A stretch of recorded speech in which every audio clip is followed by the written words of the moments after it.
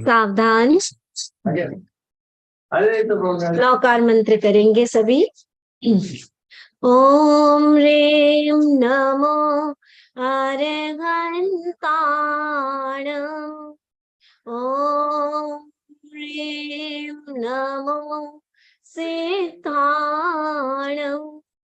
ओम ह्रीं नमो आयणीयाणम्।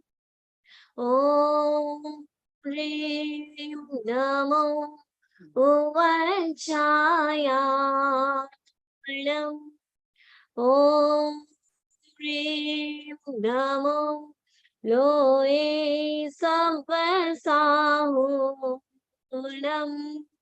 ऐसो पंचनमोकारो सव्वपावपनाशनो मंगलानं च सर्वेसिं परमं हवै मंगलम्। परमं हवै मंगलम्। आज ध्यान दिवस है, तो हम थोड़ी देर के लिए ध्यान का अभ्यास करेंगे। रीढ़ की हड्डी व गर्दन को बिल्कुल सीधी रखेंगे। आंखें कोमलता से बंद करेंगे। ओम की ध्वनि के साथ प्रयोग को प्रारंभ करें। ओम।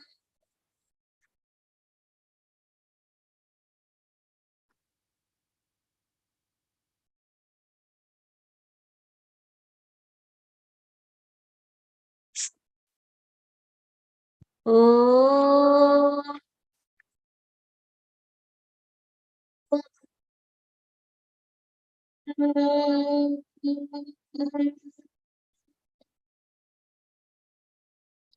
ओम।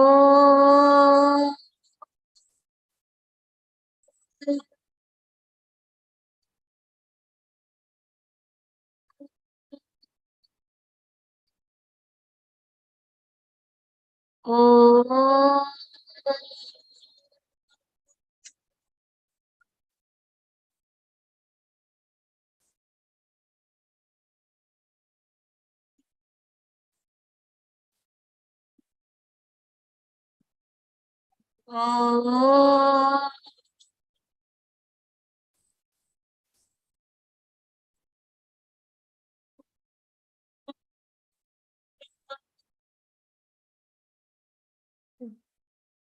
ओम। ओम।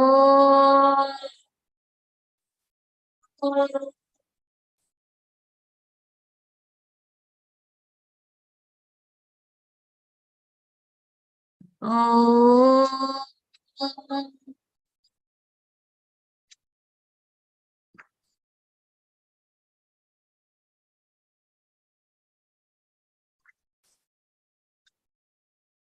शांत शरीर को रिलैक्स करेंगे।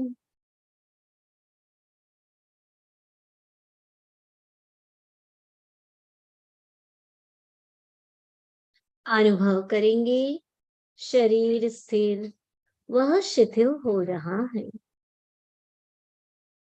अंगूठे से लेकर सिर तक के प्रत्येक भाग को रिलैक्स करें।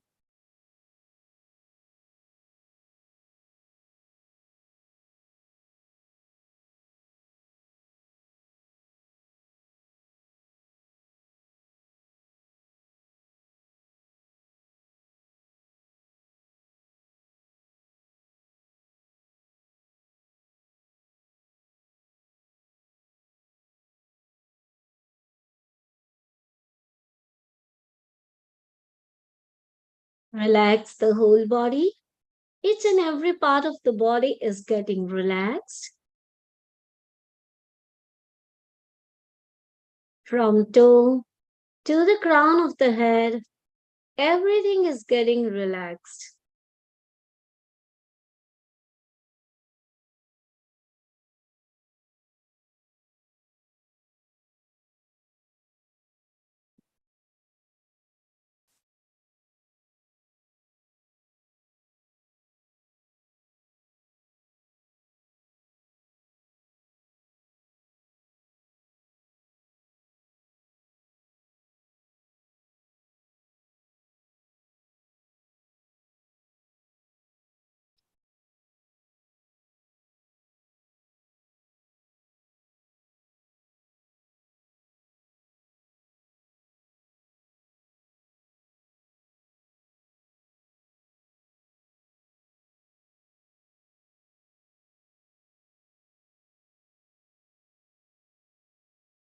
The lower body, the middle body, the upper body, everything is getting relaxed.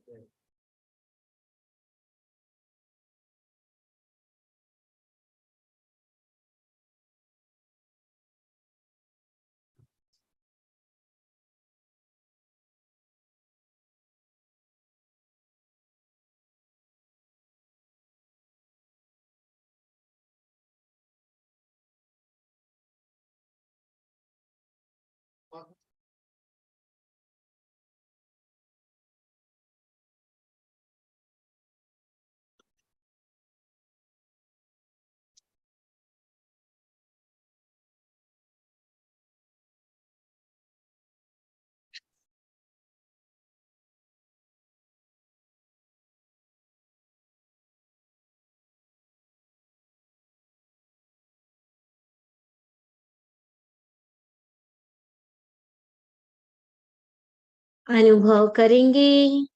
The whole body has become lighter like a cotton.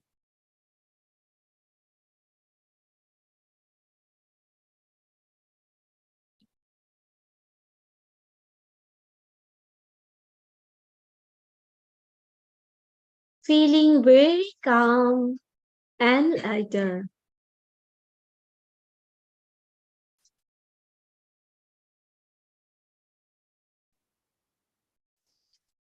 The mind has become relaxed.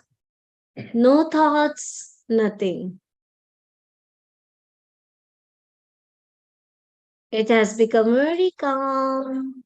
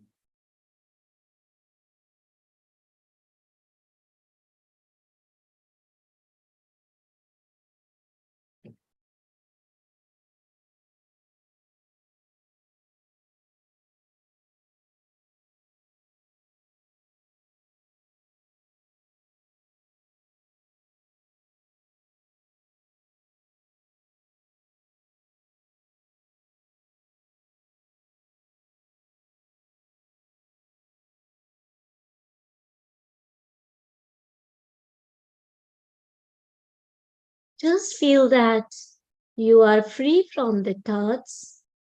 If the thoughts arise, don't worry, just ignore them.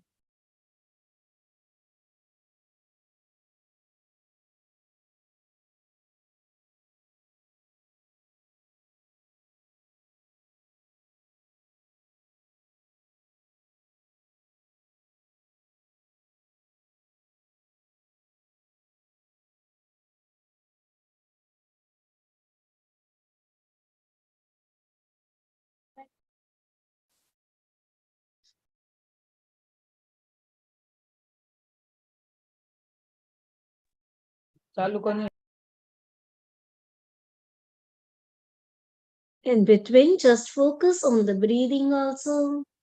Breathe in and breathe out.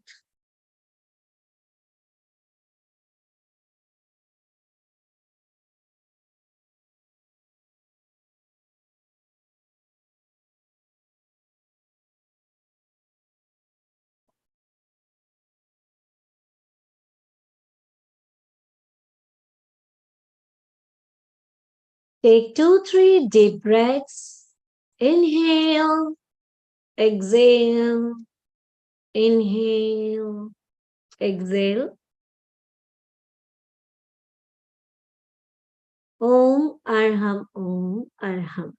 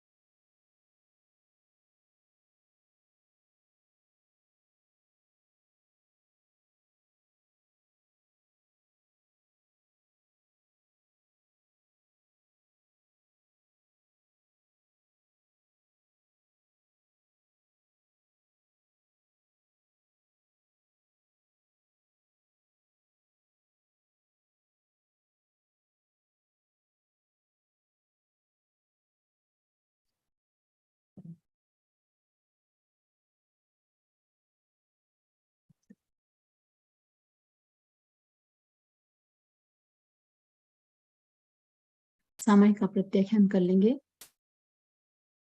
करेमि भन्ते सामा इयं सावज्जं जोगं पच्चखामि जाओ नियमं मुहूर्तम एगं पज्वासामि दुविहं तिविहरणं न करेमि न कार्वेमि मनसा वैसा कायसा तस्य भन्ते परिकमामि निंदामि वरिहामि अपाणं वो सिरामि। एक सामायिक कालमांतक 5818 पाप छाया सेवन करने का त्याग। 1 घंटे तक चौविहार का त्याग, अनावश्यक बोलने का त्याग। कुछ बोल रहे हैं आप लोग?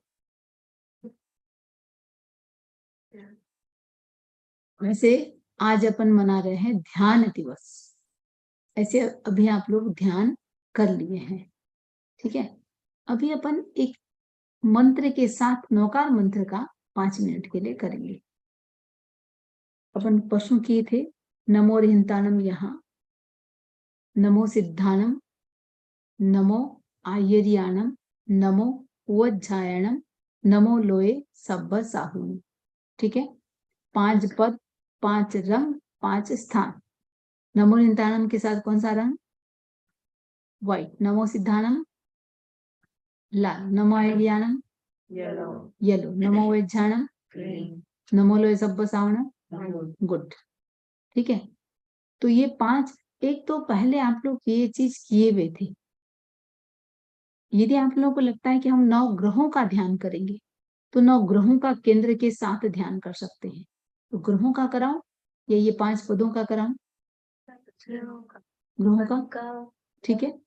और आचार्य महाप्रज्ञ जी फरमाते थे 9 ग्रहों का 20 मिनट भी यदि आप लोग प्रतिदिन कर लेंगे 20 मिनट्स की, तो उसकी जन्म कुंडली बदल जाएगी। आपको समझ में आ रहा है? 20 मिनट भी कर लेंगे तो जन्म कुंडली बदल जाएगी, ठीक है। पद तो 5 यही रहेंगे, ग्रह है 9, तो किसी किसी ग्रह में एक एक पद को, अब जैसे नमो लोए सब्ब साहुना, इस पद का 3 बार प्रयोग करेंगे। 9 ग्रहों का नाम जानते हैं आप लोग? बुध, राहु, केतु, शुक्र, सूर्य, मंगल, मैं केंद्र के साथ बोल रही हूं एक बार, मंगल, चंद्र, बृहस्पति और शनि, ये 9 ग्रह, ठीक है। राहु, केतु और तीसरा है अपना शनि, इन तीनों के लिए अपन नमो लोए सब्ब साहुन। शुक्र और चंद्र के लिए नमो अरहंताणम, ठीक है। और मंगल के लिए और सूर्य के लिए नमो सिद्धान, ठीक है। अब जहां जहां भी ये पद आएगा, नमो अरहंताणम तो व्हाइट कलर ही होगा, जहां जहां भी नमो सिद्धानम आएगा यानी रेड कलर होगा, जहां जहां नमो आयर्याणम आएगा वहां येलो होगा, और जहां उवज्झायणम आएगा वहां ग्रीन होगा, और नमो लोए सब्ब साहुनम आएगा वहां। इतना कॉन्सेप्ट क्लियर? चलिए आगे अपन, ठीक है। अब केंद्र आप लोगों को लगभग पता है, जस्ट मैं एक बार नाम बोल देती हूँ। ये केंद्र ज्ञान केंद्र, गुड। ये हमारा, सारे केंद्र उपयोग में नहीं आएंगे, फिर भी एक बार केंद्रों का अपन नाम आप देख लेते हैं, आप लोग को आता भी है क्या? ये हुआ ज्ञान केंद्र, ये हुआ शांति केंद्र, ये हुआ ज्योति, ठीक है, ये हुआ दर्शन, ये हुआ हमारा गुड, ये अप्रमाद, प्राण, ब्रह्म, विशुद्धि, आनंद, तेजस, स्वास्थ्य, शक्ति। केंद्र इसमें सिर्फ 5 ही प्रयोग होंगे, ठीक है। पीछे के श्वास में साथ साथ में इंस्ट्रक्शन भी देते चलेंगे अपन। सावधान, हम कर रहे हैं 9 ग्रहों का ध्यान, ठीक है। आंखें कोमलता से बंद, मन शांत, शरीर स्थिर शिथिल एवं तनाव मुक्त करें, कहीं कोई हलन चलन नहीं, स्थिरता। शरीर की स्थिरता, मन की स्थिरता।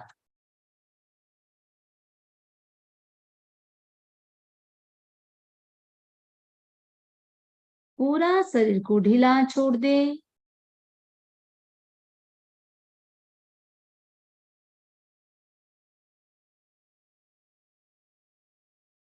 पूरा ढीला छोड़ें।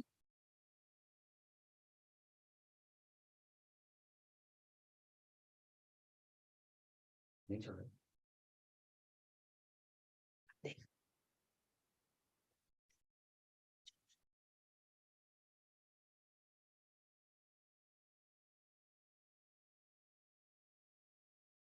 पूरा ढीला छोड़ें।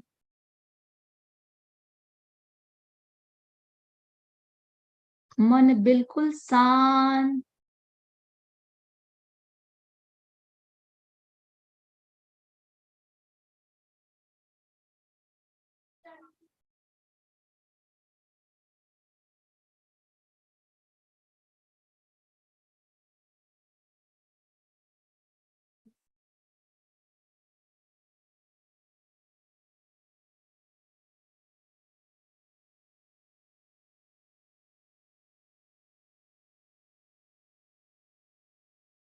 मानसिक संकल्प, मैं जिस अनुष्ठान को करने जा रहा हूं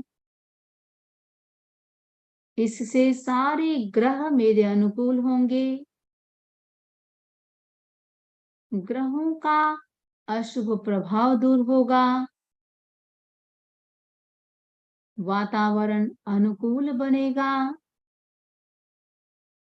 सारे बाधा विघ्न दूर होंगे।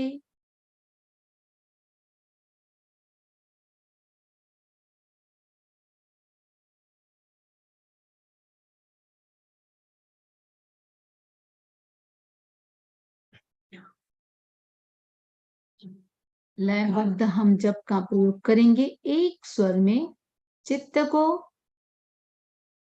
शक्ति केंद्र स्पाइनल कोड का बिल्कुल नीचे का स्थान,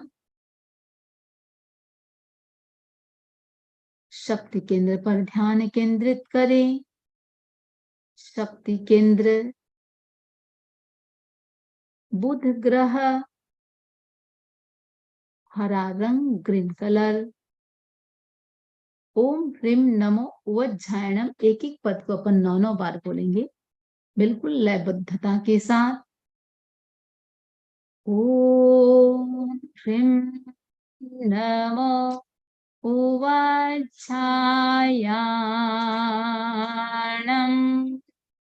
ओम ह्रीम नमो वज्जायणम।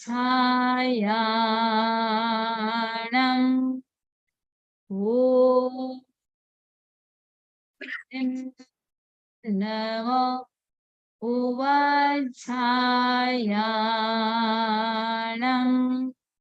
ओम ह्रीम नमो वज्जायणम। ओम ह्रीम नमो वज्जायणम। ओम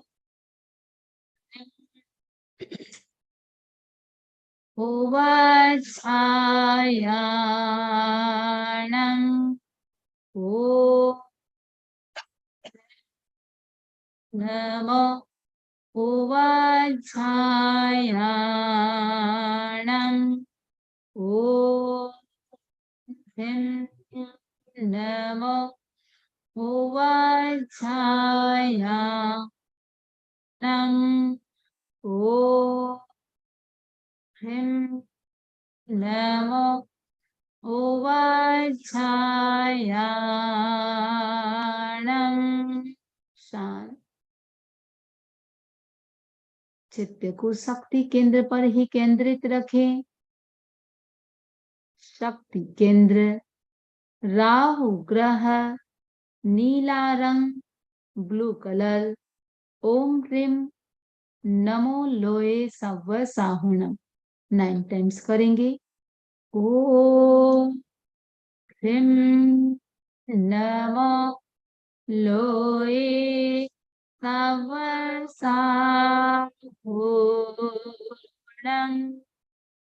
ॐ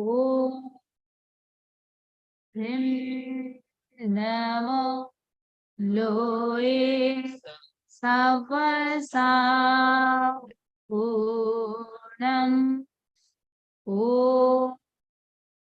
ह्रीं नमो लोये सवसापूर्णम् ॐ ह्रीं लोये सवसापूर्णम् ॐ ह्रीं नमो लोये सवसापूर्णम् ॐ ह्रीं नमो लोये सवसापूर्णम् ॐ ह्रीं नमो लोये सवसापूर्णम् ॐ ह्रीं नमो लोये सवसापूर्णम् ॐ ह्रीं नमो लोये सवसापूर्णम्।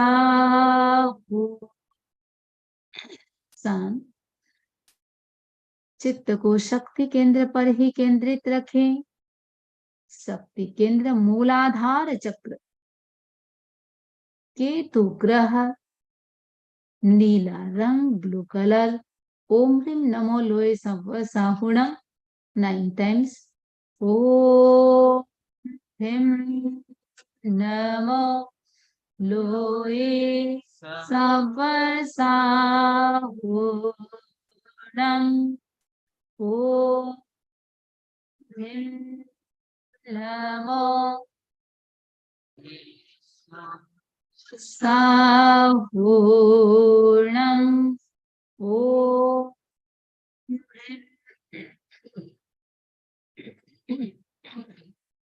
सवसापूर्णम्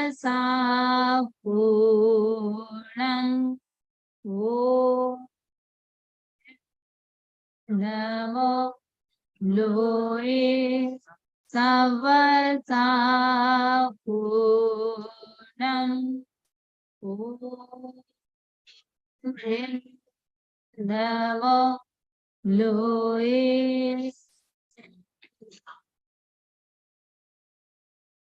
ॐ नमो लोये सवसापूर्णम्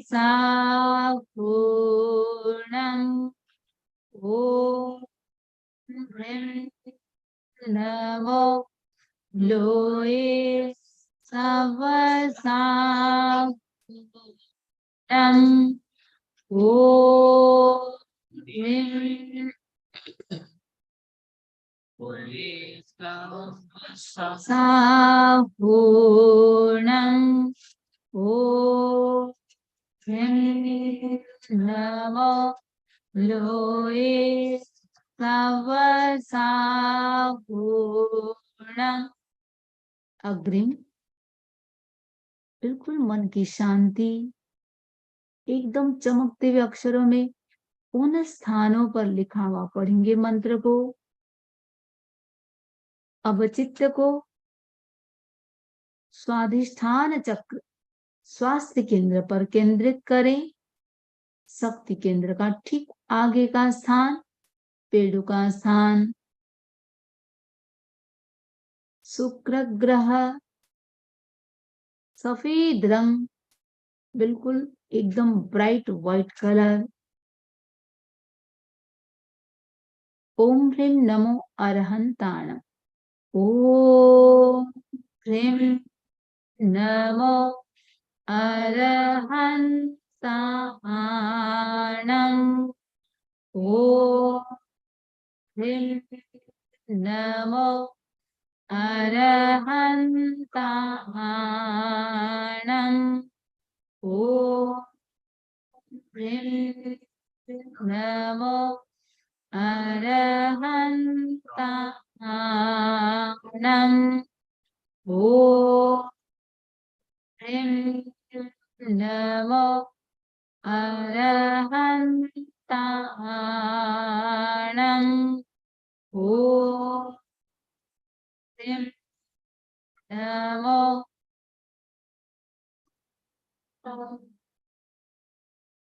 ॐ ह्रीं नमो अरहन्ताणम् ॐ ह्रीं नमो अरहन्ताणम् ॐ ह्रीं नमो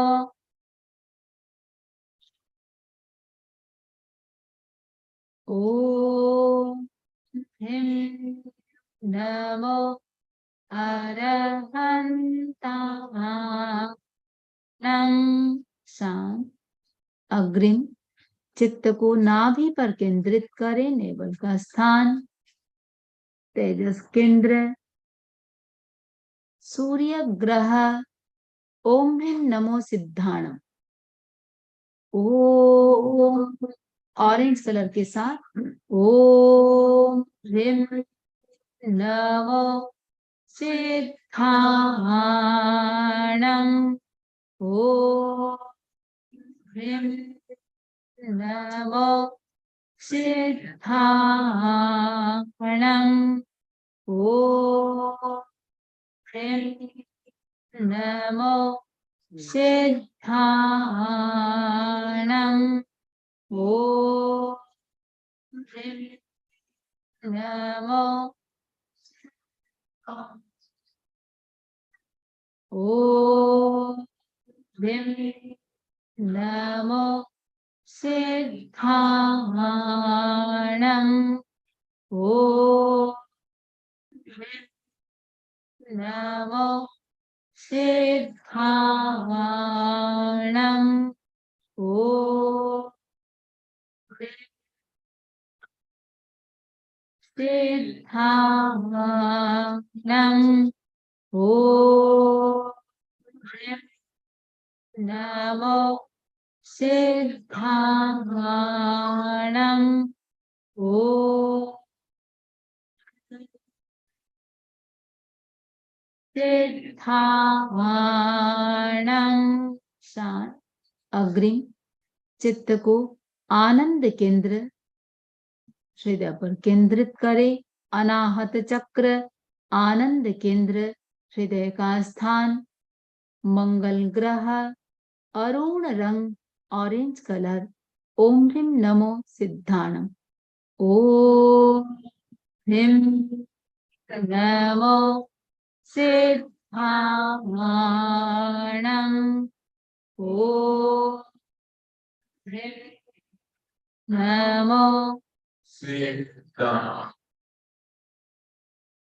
ओम ह्रीं नमो सिद्धाणम।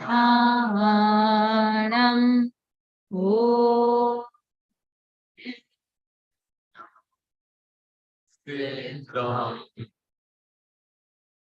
ओम ह्रीं नमो सिद्धाणम। ओम ह्रीं नमो सिद्धाणम। ओम ह्रीं नमो सिद्धाणम। ओम ह्रीं नमो सिद्धाणम। ओम ह्रीं सिद्धाणम। शांत अग्रिम चित्त को विशुद्धि केंद्र कंठ पर केंद्रित करें। गर्दन का स्थान, विशुद्धि केंद्र, विशुद्धि चक्र, चंद्र ग्रह, सफेद रंग, डायमंड जैसा सफेद रंग, पूर्णिमा के चांद जैसा सफेद रंग। ओम ह्रीम नमो अरहंताणम। ओम ह्रीम नमो अरहंताणम। ओम ह्रीम नमो अरहंताणम। ओम ह्रीम नमो अरहंताणम। ओम ह्रीम नमो अरहंताणम। ओम ह्रीम नमो अरहंताणम। ओम अरहंताणम। ओम ह्रीम नमो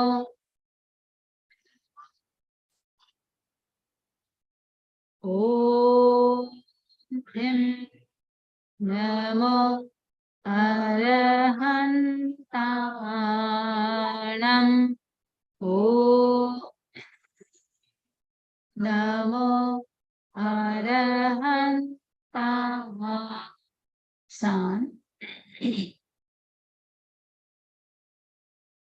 अब चित्त को दोनों आईब्रो के मध्य का स्थान,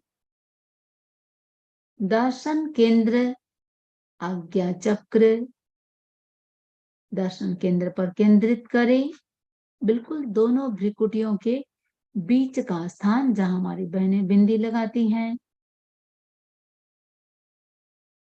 गुरु ग्रह येलो कलर। ओम ह्रीम नमो आयर्याणम। ओम ह्रीम नमो आयर्याणम। ओम ह्रीम नमो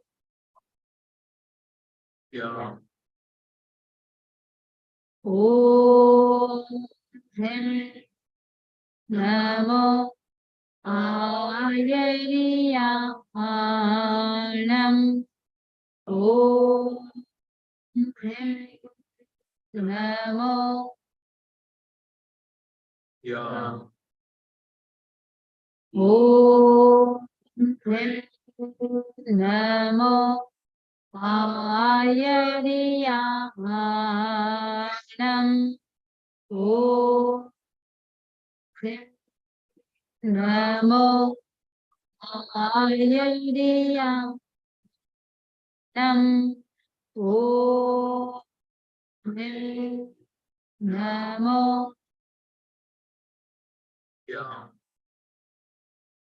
ओम ह्रीम नमो आयर्याणम। ओम ह्रीम नमो शांत। अब चित्त को मस्तिष्क पर चोटी के स्थान पर केंद्रित करें। चोटी का स्थान, ज्ञान केंद्र, सहस्रार चक्र, शनि ग्रह, नीला रंग बिल्कुल चमकता हुआ मोर के कंठ के समान, ब्लू कलर। ओम ह्रीम नमो लोए सब्ब साहुणम। ओम ह्रीम नमो लोए सब्ब साहुणम। ओम ह्रीम नमो लोए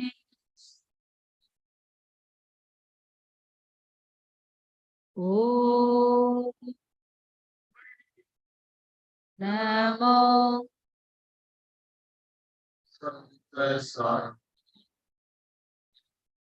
ओम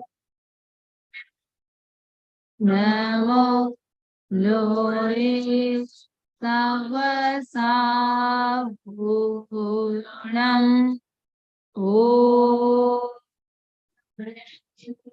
नमो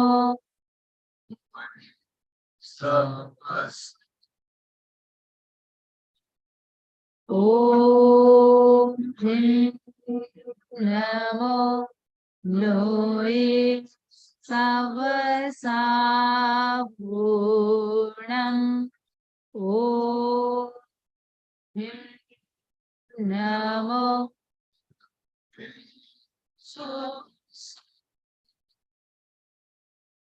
ओम नमो लोहे सर्वसाभूषणम्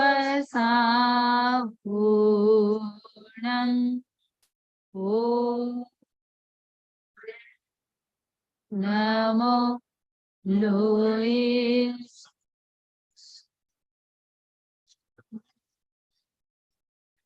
शांत मानसिक संकट सारे ग्रह मेरे अनुकूल हो रहे हैं। ग्रहों का अशुभ प्रभाव दूर हो रहा है। मेरे लाइफ के सारे ऑब्स्टेकल्स बाधा विघ्न सारे दूर हो रहे हैं। सब प्रकार की अनुकूलताएं हो रही है।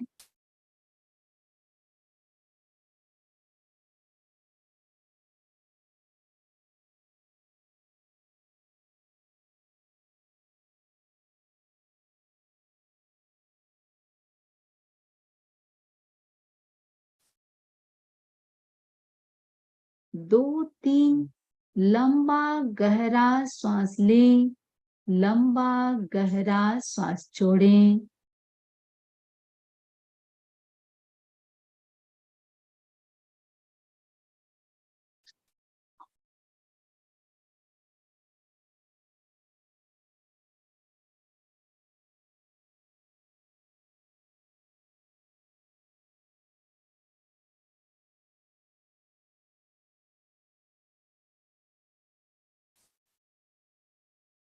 प्रयोग संपन्न। ओम अरहम ओम हर।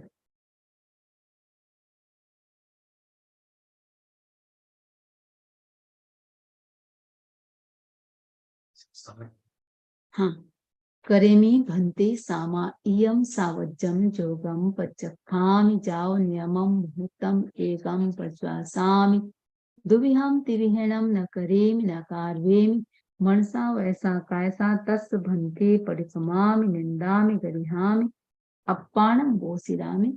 एक सामयिक काल मंत्र 5818 पाप सेवन करने का त्याग। एक सामयिक काल मंत्र। चलिए बाकी तो त्याग कराएगा आपको। ध्यानम सूत्र में चार जैसे चौथा अध्ययन पहले भी आप लोगों को बताया हुआ है। ध्यानम सूत्र की अपनी विशेषता एक बार बता देंगे। इसकी क्या विशेषता है? अध्ययन है इसमें, हाँ नंबर के हिसाब से अध्ययन है 10 और पहले अध्ययन में एक एक चीज क्या है, दूसरे में दो दो चीज क्या है, तीसरे में तीन तीन, ऐसे 10 में जाकर के 10 चीज क्या है। तो चौथे अध्ययन में 4 प्रकार के व्यक्तित्व की चर्चा आती है। कुछ ऐसे लोग होते हैं बाहरी संपदा से संपन्न होते हैं लेकिन आंतरिक संपदा से संपन्न नहीं होते। कुछ आंतरिक संपदा से संपन्न है लेकिन बाहरी संपदा से संपन्न नहीं होते। कुछ बाहरी भी होते हैं, आंतरिक भी होते हैं, और कुछ ना बाहरी होते हैं और ना आंतरिक होते हैं। बाहरी संपदा क्या है? ये जो धन वैभव आदि इसको संपदा जो अपन मान रहे हैं। और आंतरिक संपदा जो भी एक क्वालिटी जो बोलेंगे, चाहे आत्मा का वैभव, ठीक है। अच्छा इंसान हम किसको बोलेंगे? जिसकी आंतरिक संपदा है। या इसको दूसरे ढंग से बोले हम आंतरिक संपदा एक प्रकार से बोल सकते हैं धर्म। ठीक है, अब धर्म का मतलब क्या है? जिसकी भीतर की जागृति हो गई है। अंतर जागृति अंतर्दृष्टि से होगी, और अंतर्दृष्टि यही है एक प्रकार से धर्म की परिभाषा। केसी स्वामी, गौतम स्वामी ने केसी से कहा था, केसी स्वामी को कहा था, केसी स्वामी पार्श्व परंपरा के, जैसे भगवान महावीर के शिष्य गौतम थे, ऐसे ही भगवान पार्श्वनाथ के शिष्य केसी स्वामी थे। केसी स्वामी ने जिज्ञासा की थी धर्म को कैसे जाने, तो गौतम स्वामी ने उत्तर दिया था, पन्ना समीक्षये धम्मम, प्रज्ञा से धर्म को देखो।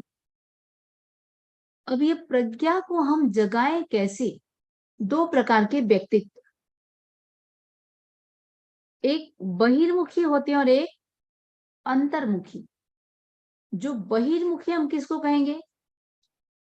सिर्फ बाहर देखता है, पदार्थ को ही सब कुछ मानता है, उसको हम कहेंगे बहिर्मुखी। और जो चेतना को ही सब कुछ मानता है, वो देखिए जिएगा वो भी बाहर जगत में ही जी रहा है, जगत में। पदार्थ को सिर्फ साधन मानेंगे, साध्य नहीं मानेंगे। जीने का उसको जीवन नहीं मानेगा, जीने का साधन है, उसको कहेंगे हम क्या कहेंगे? नहीं नहीं, पदार्थ को जीने का साधन माना, उसको कहेंगे हम अंतर्मुखी। तो दो प्रकार के व्यक्तित्व ध्यान की हम चर्चा करने जा रहे हैं। देखिए ध्यान, यदि मैं आप लोगों से पूछूं ध्यान करते हैं या नहीं, क्या उत्तर होगा? सबका उत्तर क्या है? ध्यान करते हैं नहीं करते हैं? सभी? पर कितना होता है? एक मिनट, नो नो नो, एक बात सुन। ध्यान एक ऐसा चीज है ना, एक इंद्रिय से लेकर के पंचेंद्रिय तक सारे प्राणी करते, आप सब करते, इसलिए उतना सोचने की जरूरत ही नहीं, करता हूं या नहीं करता हूं। एक इंद्रिय से लेकर के पंचेंद्रिय तक सारे के सारे प्राणी ध्यान करते हैं। ध्यान करना बड़ी बात नहीं, बड़ी बात है ध्यान का विषय वस्तु क्या है। देखिए ध्यान का मतलब क्या है? किसी भी चीज में कंसंट्रेट होना, किसी भी चीज में। एक चूहा किसके प्रति कंसंट्रेट होती है? नहीं, एक बिल्ली किसके प्रति होती है? चूहे के प्रति। एक फैमिली जो अमेरिका घूमने गई, अपनी बिल्ली को साथ में लेके गई, आने के बाद उसकी बिरादरी वाले पूछे, भाई इतना सब घूम के आई हो, बोलो क्या देखा? क्या बोला? एक टेबल के नीचे मैंने एक चूहे को देखा। कहाँ घूम के आई? ये पूरा अमेरिका। और क्या देख के आई? आपको जोरों से प्यास लगी है, किसी मॉल पे गया, भयंकर प्यास लगी हुई, आपकी आंखों के सामने क्या होगा? सारी दुकानें होगी, ढूंढ क्या रही है? हमारा ध्यान है किसमें? ठीक है, तो किसी भी चीज में कंसंट्रेट होना, इसको क्या कहेंगे हम? ध्यान। आगम में 4 प्रकार के ध्यान की चर्चा आती है, वो 4 नाम याद कर लेंगे, याद है तो बता देंगे कौन कौन से ध्यान। गुड, अच्छा, जिनको आप लोग शांति से इसलिए बोलेंगे ताकि जिनको नहीं आता उनको आ जाए। पहला है आर्त ध्यान, ठीक है, दूसरा है रौद्र ध्यान, तीसरा है धर्म ध्यान, और चौथा है शुक्ल ध्यान। हम जो बात किए, एक इंद्रिय से लेकर के पंचेंद्रिय तक सारे प्राणी ध्यान करते। कौन सा ध्यान करते हैं? आर्त और रौद्र, ये सारे प्राणी करते। आर्त ध्यान तिर्यंच गति का कारण है, और एक शब्द में बोले आर्त ध्यान, पौद्गलिक चिंतन। आत्मा के अलावा 2 ही चीज है, जीव और अजीव। संसार में क्या है? जीव और अजीव 2 ही चीज है। दो के अलावा कुछ भी नहीं है। और सबसे बड़ी बात है, जो अजीव हम कर रहे हैं वो लिविंग बीइंग का ही छोड़ा हुआ चीज, लिविंग बीइंग का ही छोड़ा हुआ है, वही अजीव है। ठीक है, अब जीव और अजीव जो भी हमको दिखाई दे रहा है, वो दिखाई देने वाला क्या है? पुद्गल है। आत्मा दिखाई देती नहीं।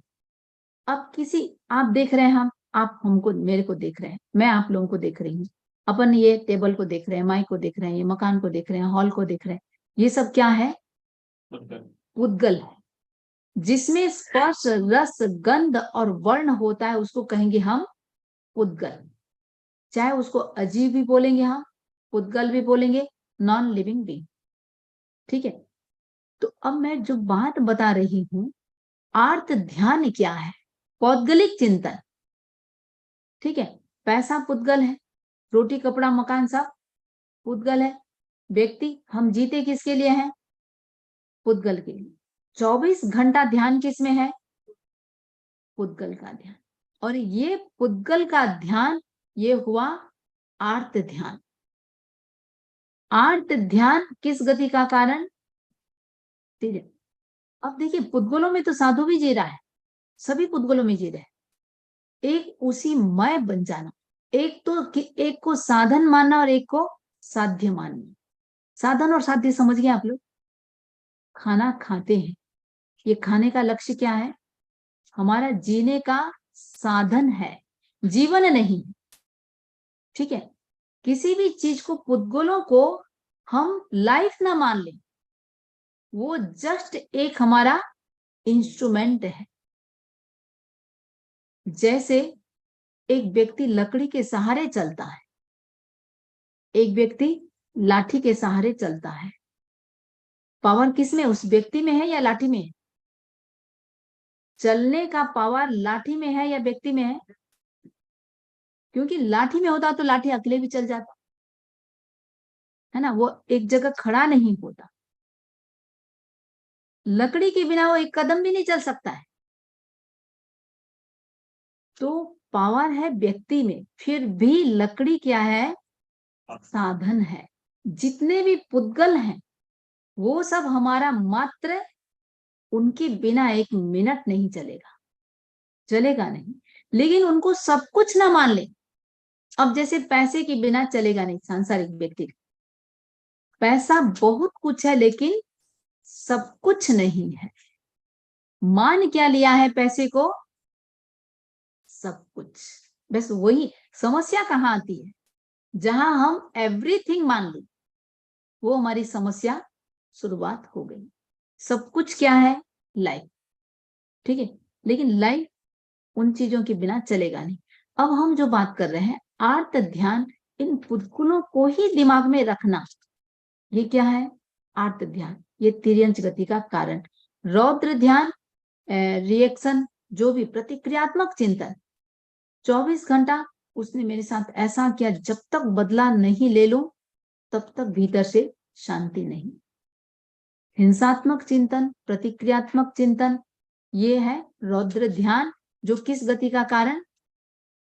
नरक गति का कारण। और धर्म ध्यान, वो है मनुष्य और देव गति का कारण। अब धर्म ध्यान को एक शब्द में क्या कहेंगे?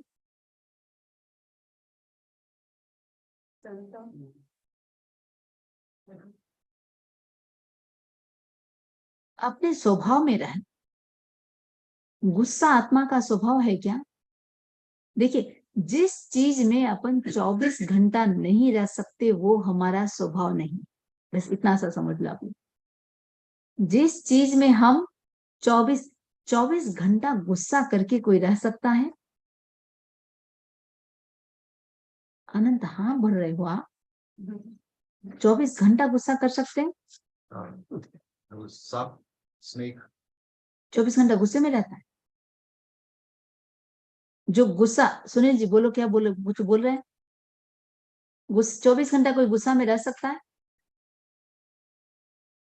2 घंटा, एक व्यक्ति 24 घंटे में 2 घंटा भी गुस्सा करता है तो हम किस नजरिए से देखेंगे? ये तो 24 घंटा गुस्सा ही करता है। ठीक है, अब जैसे मैंने एक पानी का जस्ट उदाहरण दिया, पानी का स्वभाव क्या है, गर्म है या ठंडा? ठंडा। कितना ही गर्म कर दो, चूल्हे से उतारने के बाद क्या होगा, वो ठंडा हो जाएगा। निमित्त से हम व्यक्ति एग्रेसिव हुआ और निमित्त जैसे ही दूर हुआ अपने स्वभाव में आ जाएगा। बात समझ में आई? ये स्वभाव में रहना, ये क्या है, धर्म। आत्मा का स्वभाव क्या है, शांति। जो सिद्धों का स्वभाव है वही आत्मा का स्वभाव। सिद्ध किस में रहते हैं, क्षमा में रहते हैं। ये जो 10 धर्म बोलते हैं अपन, ठीक है, शांति, मुक्ति, आर्जव, मार्जव, लाघव, सत्य, संयम, ब्रह्मचर्य, ये सारा की सारा क्या है, ये आत्मा का स्वभाव है। अच्छा, व्यक्ति जैसे सरलता, सरलता आत्मा का मूल स्वभाव है। 24 घंटा कुटिलता थोड़ा कर पाएंगे। कुटिलता के लिए दिमाग में करना पड़ेगा, स्ट्रक्चर बनाना पड़ेगा, नेचर में नहीं है। ठीक है, अब मैं जो बात बता रही हूं, धर्म क्या है, जिससे भी हमारी आत्मा की शुद्धि होती है उसका नाम धर्म। अब वो स्वभाव में आने के लिए जो हम साधन को अपनाते हैं वो क्या हुआ, वो धर्म हो गया। ठीक है, अब बात समझ में आई? अब खाना आत्मा का स्वभाव है क्या? यदि स्वभाव होता तो 24 घंटा खाते। समझ में आई ना बात? स्वभाव में रहना यही है धर्म।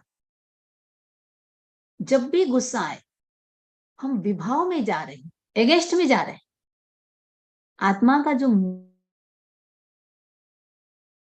मूल है उसके, अब हमको आना किसमें है, अपने स्वभाव में आना है। तो स्वभाव में आना, इसी का नाम हो गया धर्म, या आत्म शुद्धि का जो भी साधन है उसको कहेंगे हम धर्म। ठीक है, अब जो बात अपन कर रहे हैं, धर्म ध्यान, ये कौन सी गति का कारण हुआ, मनुष्य और देव। और शुक्ल ध्यान किस गति का कारण, मोक्ष। निर्विचार ध्यान, किसी प्रकार का कोई विकल्प ही नहीं आना, वो हो गया शुक्ल ध्यान। देखो, सबसे ज्यादा ध्यान आप लोगों का किस में होता है पता है, ड्राइविंग के समय। बोलो, ध्यान इधर उधर डाइवर्ट होता है क्या? कितने कॉन्सेंट्रेट। अब एकाग्रता ही ध्यान है, तो ध्यान यानी देखना। ठीक है, गहराई से देखना, किसको देख रहे हैं। तो ध्यान करना बड़ी बात नहीं, बड़ी बात क्या है, हमारा ध्यान का विषय वस्तु क्या है। एक मुल्ला नसीर एक नमाज पढ़ रहे थे, कोई बादशाह थे और नमाज पढ़ रहे थे। नमाज पढ़ते हैं तो वो बिछा करके करते हैं। उधर से कोई लेडी गुजरी, अब वो आंख बंद करके नमाज पढ़ रहे हैं, और वो इतनी स्पीड से भागी उसके ऊपर से, उसको पता ही नहीं चला कि हाँ सामने वाला कोई बादशाह नमाज पढ़ रहे हैं। वो तो फटफट फटफट चली। बादशाह को भयंकर गुस्सा आया, क्या तुम अंधी हो, अंधी हो, मैं नमाज पढ़ रहा हूं, तुमको दिख नहीं रहा है? अब देखिए उस लेडीज ने जवाब क्या दिया। उसने कहा, मैं तो अपने प्रेमी के प्रेम में पागल हूं, इसलिए मुझे कुछ भी नहीं दिखाई दिया, ना आप बैठे हुए दिखाई दिया और ना ये आपका बिछाया हुआ दिखाई दिया। आप तो भगवान को याद कर रहे थे, आप किसमें डूबे हुए थे, मैं कैसे दिखी आपको? मैं अपने प्रेम के कारण, प्रेमी के कारण मुझे तो कुछ भी दिखाई नहीं दिया, लेकिन आप किसको याद कर रहे थे? भगवान को याद कर रहे थे, मैं कैसे दिखी? हम जब डूब जाएंगे किसी चीज में, बोलो पता चलेगा?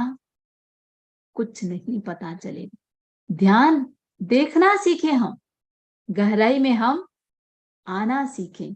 और जहां तक ध्यान के रिजल्ट की बात है, अब देखिए, अब वो भी हम थोड़ी सी चर्चा करते हैं कि जो ध्यान से निर्जरा क्यों होती है और कैसे होती है। भगवान महावीर के साधना के दो ही बिंदु थे, कौन कौन से? वो मैं मेहुल भाई को चेहरे से जानते नहीं हूँ, वो आ जाए तो मुझे बता देना। मेहुल भाई बैठे हुए हैं? अरे आपको तो आगे आना चाहिए मेहुल भाई, है? लो लो आगे तो आ जाओ, मैं तो इंतजार कर रही हूँ। मेहुल भाई शायद 11 बजे तक आएंगे, नहीं तो आज तो आपको ही सुनते, मैं तो ये हमारा चर्चा की जरूरत ही नहीं है। तो ठीक है, मैं अपनी बात को संपन्न कर देती हूँ, तो मेहुल भाई को थोड़ा अधिक सुन पाएंगे, अपन तो चर्चा करते ही रहते हैं। 11:15 का टाइम है, नहीं कोई बात नहीं, हाँ मेहुल भाई को सुन लेते हैं अपन, ठीक है। तो हाँ, इतना सा मैं बता दूं, देखिए, चाहे आज जैसे अपन सुनने वाले हैं, माइंडफुलनेस की भी बात मेहुल भाई करने वाले हैं। ध्यान का मतलब क्या है? वर्तमान में जीना, वर्तमान में जीना यानी यही माइंडफुलनेस, ठीक है। वर्तमान में जीना कहें तो भगवान का मूल सिद्धांत क्या है? माइंडफुलनेस, जिसको हम भावक क्रिया भी बोलते हैं, तम मोति तब पूरक कार्य, उसी मैं बन जाओ, जो चीज कर रहे हो बस वही चीज करो। तो इससे विस्तार से हम मेहुल भाई के से सुनने वाले हैं। तो और भगवान ने जो बात कही, 2.5 मिनट का ध्यान और बेले का तप इक्वल है। चाहे 2.5 मिनट का ध्यान करें या बेले का तप करें, इक्वल निर्जरा।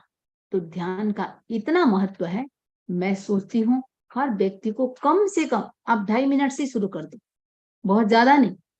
क्या करें? करना कुछ नहीं है, बस सिर्फ अपनी ब्रीदिंग को ही देख लो।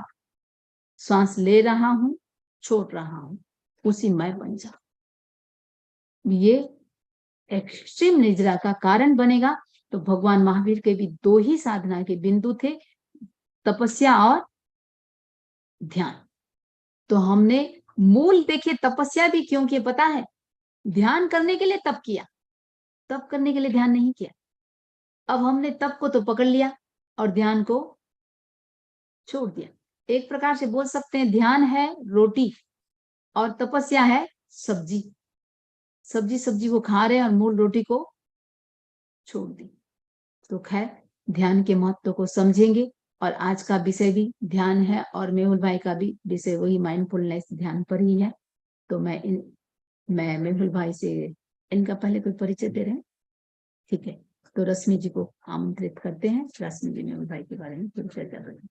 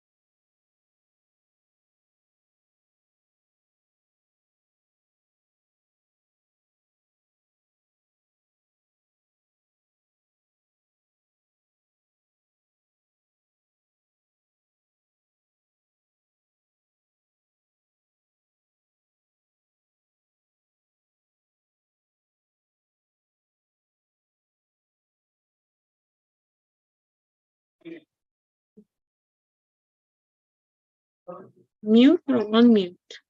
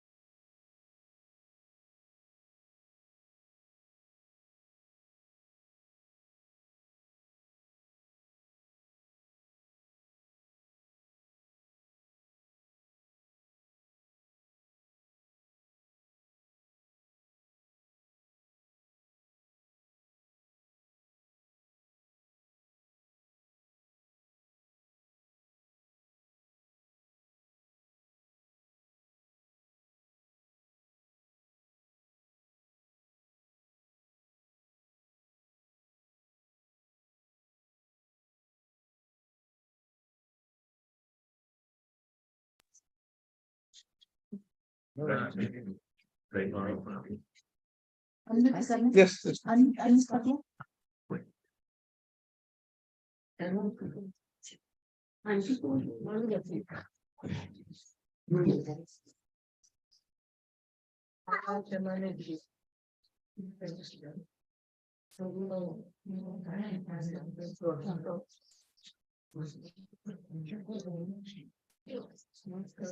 You're ready? I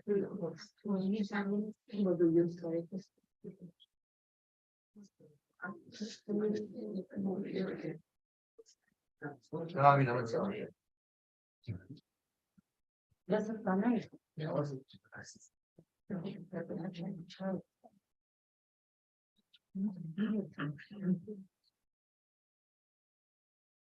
जय जिनेंद्र एवरीवन होप आप सभी उपस्थित सुख साता में होंगे वंदामी नमन सामी समीजी and Jai Jinendra Mehul Bhai.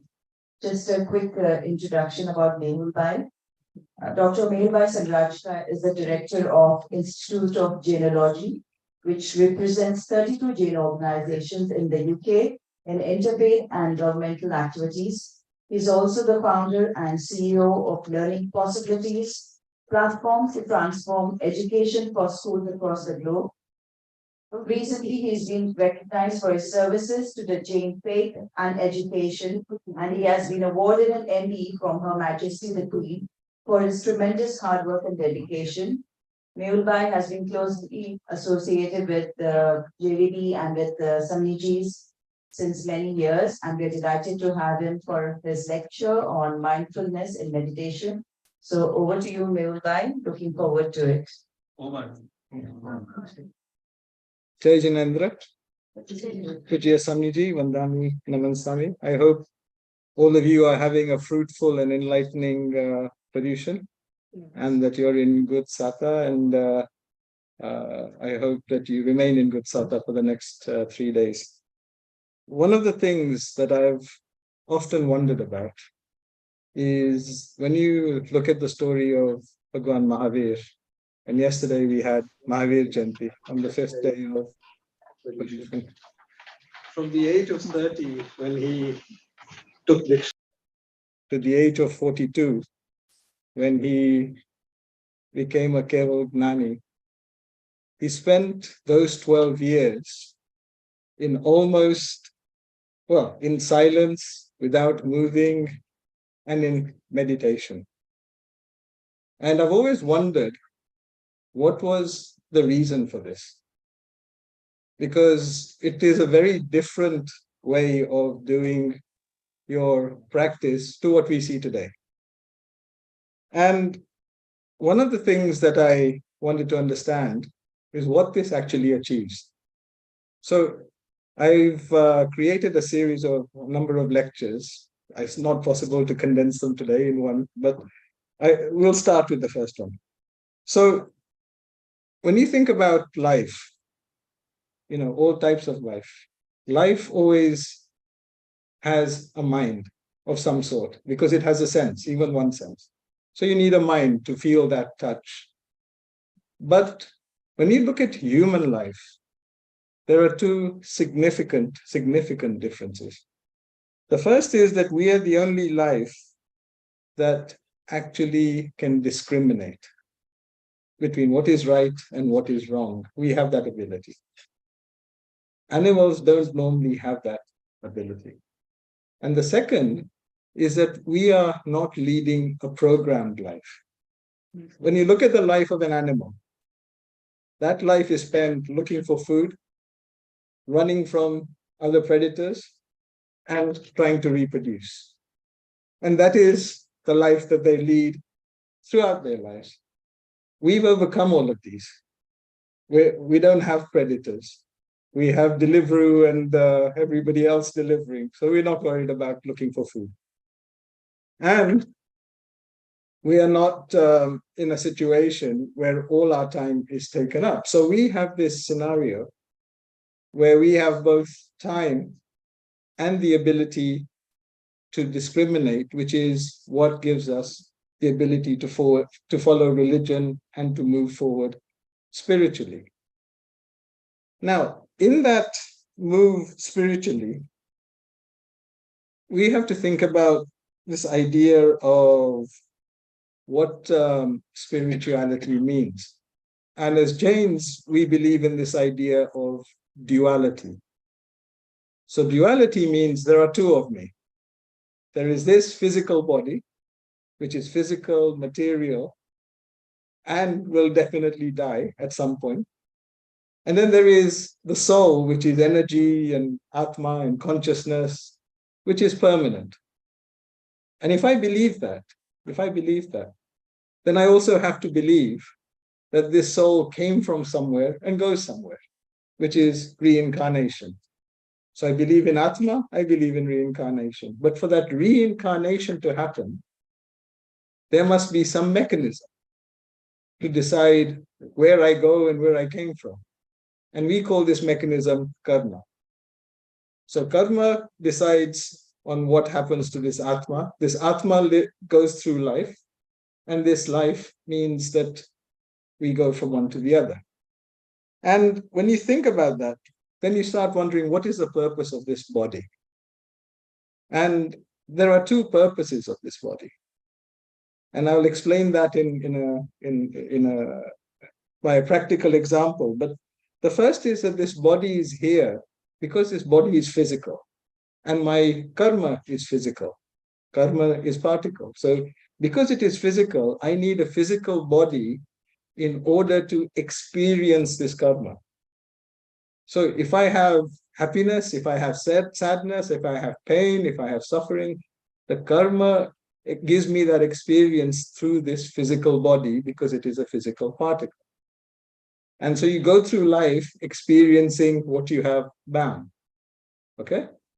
But this body, if I can change it, is also a means to remove that karma from my soul. So those of us, all of us, who are in this materialistic life, lead a materialistic life where we follow careers, we look after our kids' education, we look at wealth and status as a means of establishing where we are, how big is my house, how big is my car, etc., etc. And we keep following this material life related to this body, I and mine, me and my children and my house and my job and my... And this becomes our way of living. But those people who have experienced their soul, we call this Samyak Darshan. Typically, they lead the life of a sadhu, like Samniji. At that point, just think about the difference. Everything we cherish that is material, they don't have. The first thing they do is give up that material world. No possessions, no family, no attachment, no name. They give all this up. And everything that we do in our pursuit of this material world, they also completely give up and follow a life based on nurturing a spiritual soul. So this is the two purposes of this body. It can either be to carry on this physical reincarnation, or it can be that you use it to actually remove the karma and free yourself. And it's the same body, but you can see the difference. And that difference is what we in Jainism think of as our faith.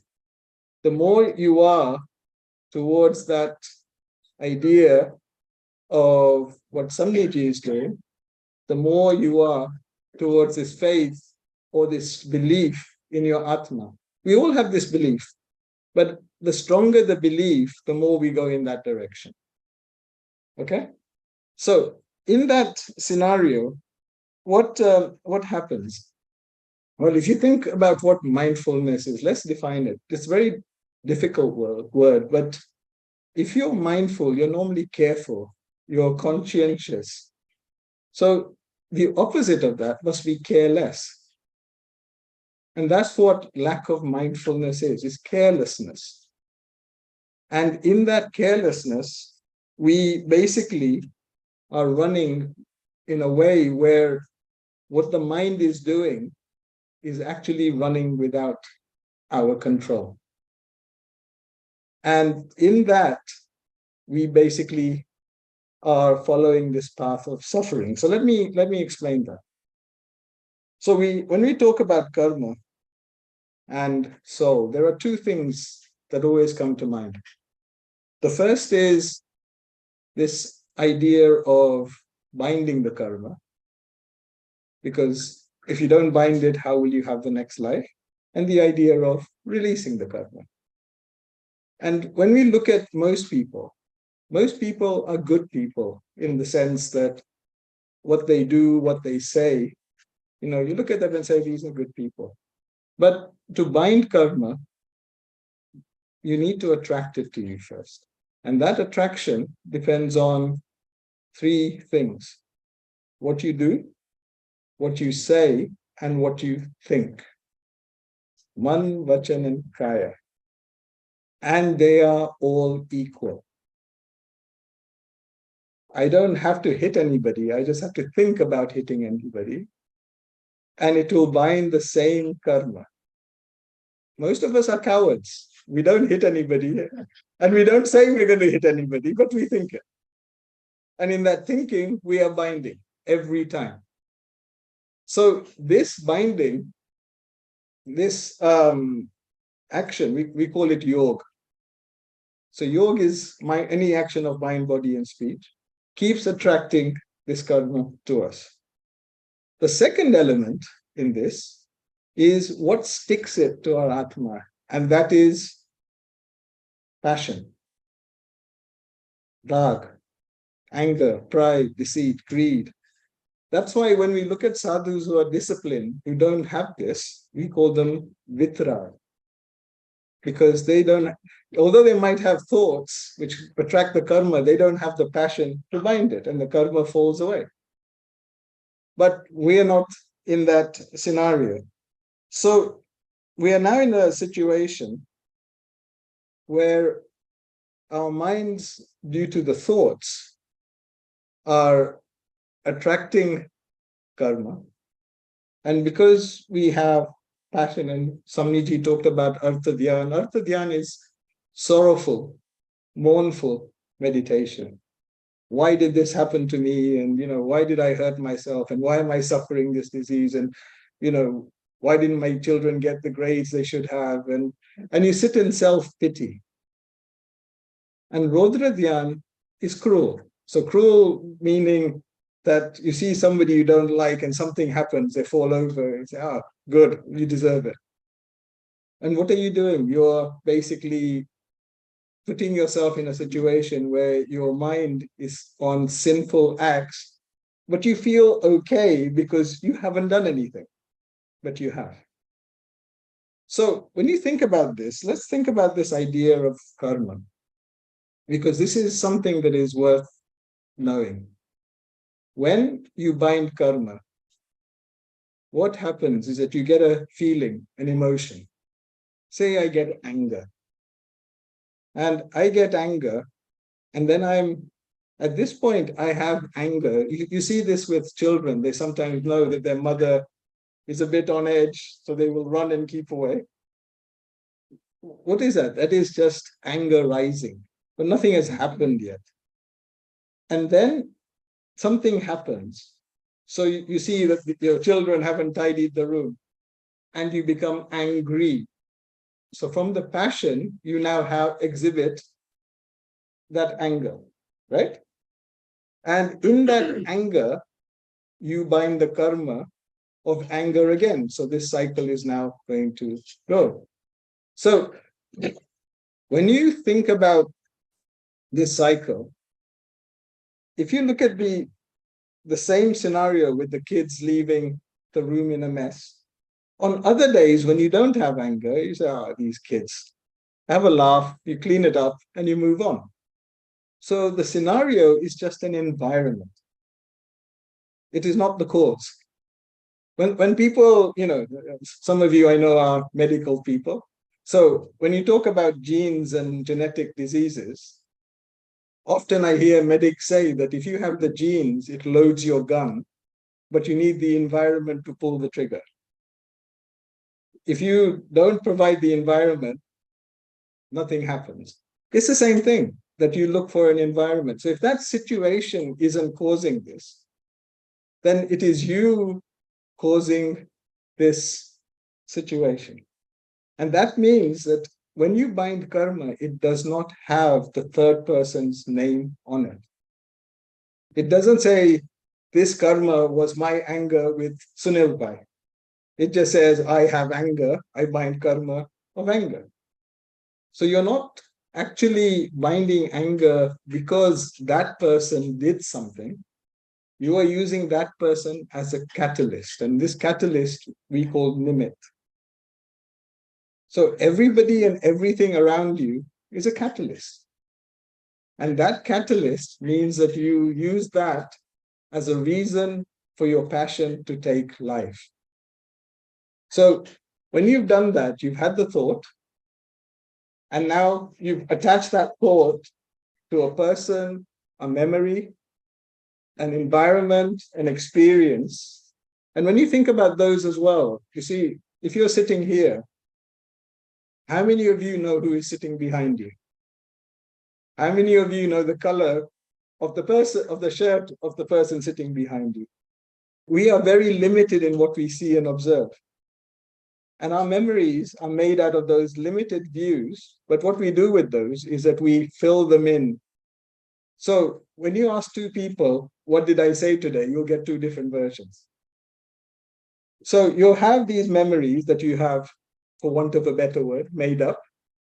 You have these experiences that you have, again, got some masala and some reality.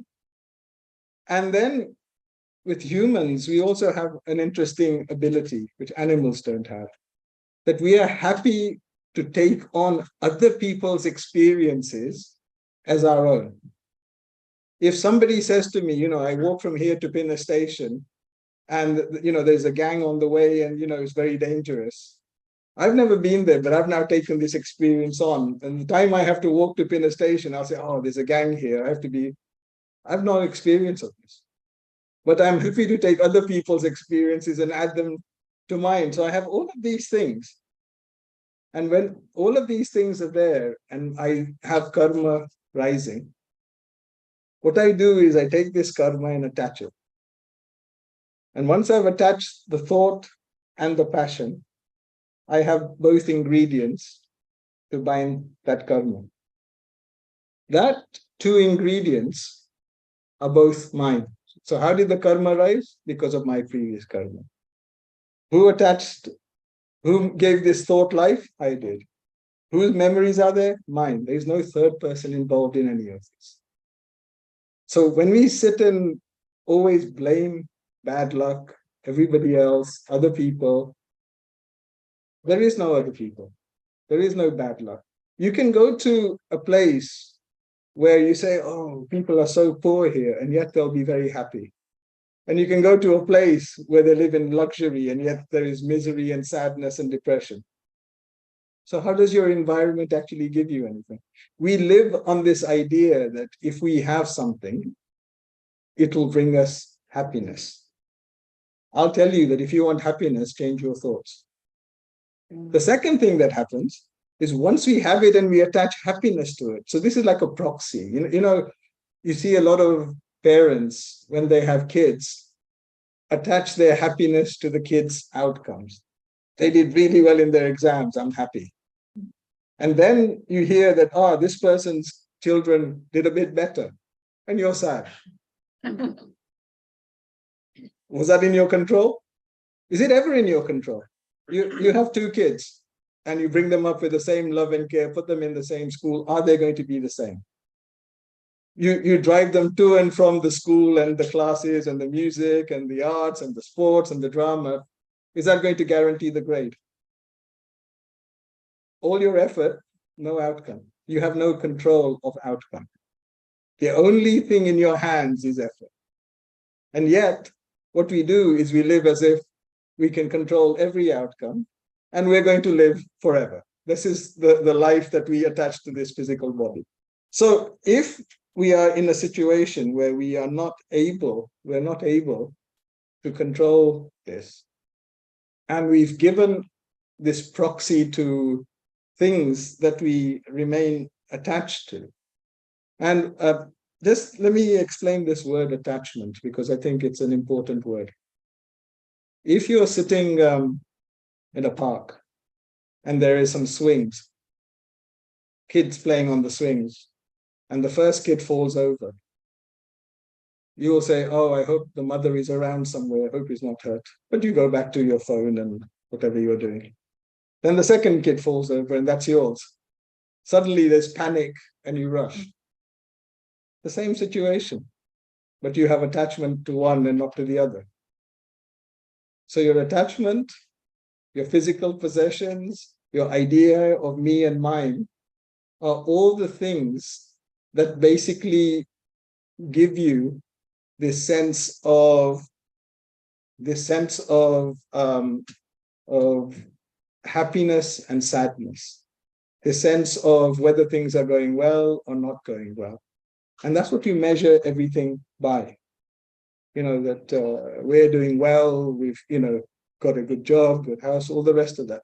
If that is the case, what typically happens in that scenario is that you bind karma on the basis of these things, yet you have no control over them, and they do nothing for you except give you that happiness and sadness for a short, temporary period of time.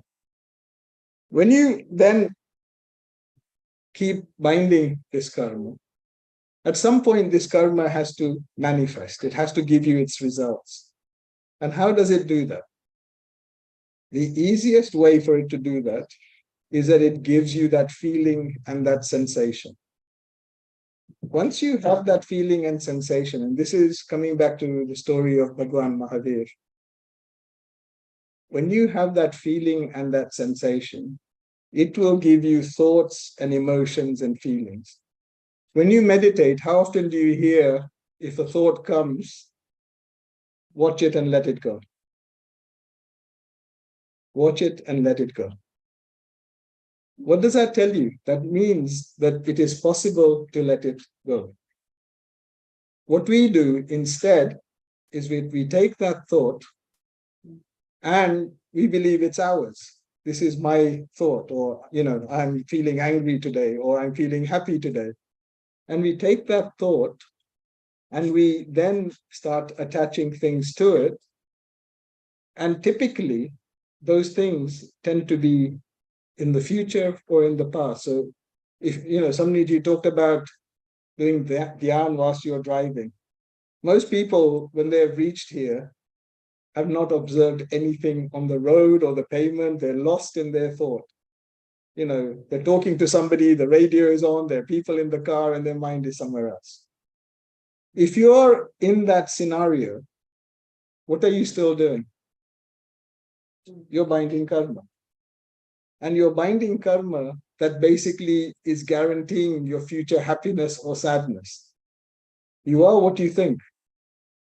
But your thoughts are typically on autopilot. So you don't even have control of what you think. And when you imagine that, if you're sitting in the future, you're imagining what if this happens, I'll do this. If this person is there, I will say this. Has that happened? No. Where does it exist? Only in your mind. Is it reality? No. And then you look backwards. Why did that happen to me? And if I had done this, and if I had said that, and if I had changed this, it wouldn't have happened. Again, where has that happened? There might be some reality. Most of it is in your mind. So whilst your mind is continuously and for most of the time engaged in these activities, where are you binding the karma? Here, now. If you think about a sadhu, when they walk, they sweep the floor in front of them. They look 3 feet forward and sweep the floor because they do not want to harm even the smallest insect. When we walk, we're thinking about, dinner tomorrow and who's coming for lunch and, what did we do this morning? And we walk all over the ants. No carefulness, karma. No mindfulness, karma. And what do? They're full of discipline and mindfulness, because that is the way to stop the karma. If you want to save this flooded boat, first plug the hole and then nirjarize, throw out the water, but you have to stop the inflow. That inflow is mindfulness. If you are aware of everything you do and everything around you, you become conscious. Once you become conscious, you might still do wrong things, but you do them consciously. Here, what we do is we think about all sorts of nonsense and bind karma as if we had physically done those things. We are in self-pity. We are comparing, criticizing, complaining, thinking about future scenarios. None of this has happened. It is only reality in your mind. Okay? So, the thing that also is interesting to understand is that if we believe in this idea of Atma, you have this idea of something that is a distinct entity. In Hinduism, in some sects of Hinduism, they believe that your Atma is part of a big global Atma or God's Atma. In Jainism, we say it's your own. And it's on your own journey. If it is on your own journey, and this is a very profound thought, but if it's on its own journey, for people in this room to be all born in the same place I am born next time, what has to happen? You have to have the same words, the same thoughts, and the same deeds, the same passions, the same experiences. Then you bind the same karma and we'll all be in the same place. What are the chances? 0. So that means that we are all passing through this temporary life, and then we'll go to another temporary life where everything in this life is likely not going to be there. Okay?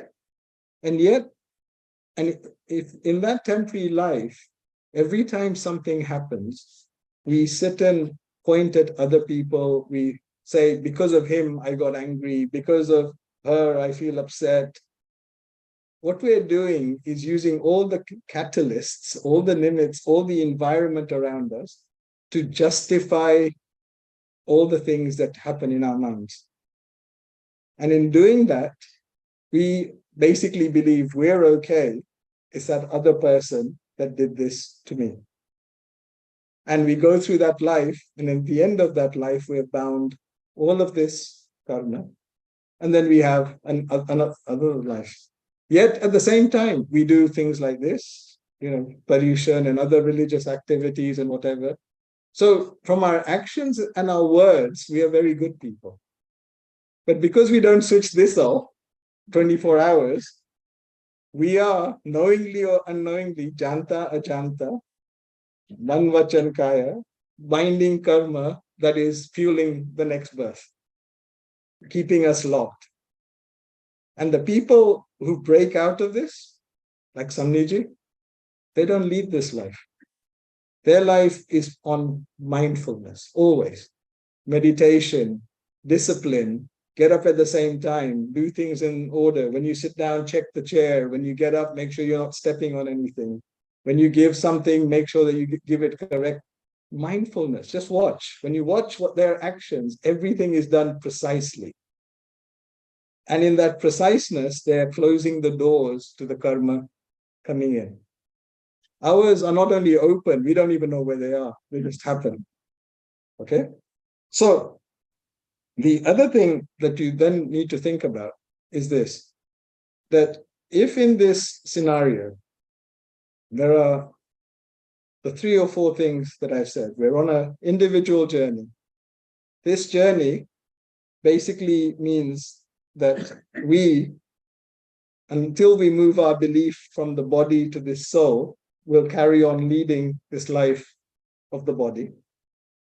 In that, we basically live on attachments and on experiences, on memories, none of which are real or permanent. And we use those to justify the feelings we get, which are nothing but the karma we have bound previously. And at the end of that, by putting the two together, we bind the next life. Until we stop this cycle, then even though we are good people practicing good things, we're defeating ourselves. So the two things, and then I'll take any questions. The two things I think that we should remember in life. The first is that happiness is not what is around you. Happiness is an environment. We might have temporary happiness. Fujia Samniji has bliss, and yet there is a huge gap in everything we value materialistically, right? And the second is that if you don't have conscious control over your thoughts, then you will be daydreaming or lost in them or whatever. The thoughts that you are then lost in become your reality, because you kind of keep repeating the same thing. You know, he said this to me, therefore he must not like me. And you keep repeating it, and they become your reality. And that becomes your future, because that's what is going to happen to you because you've bound that karma. So if you change your thoughts, make them positive, make them compassionate, make them kind, those thoughts will then become the future that you get, because those thoughts become your actions and your actions become your karma.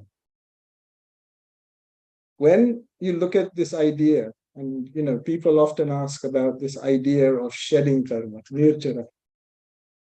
Typically, to have the bhav, the intention, the feeling of shedding karma, you need to have an experience of your soul, samyak darshan.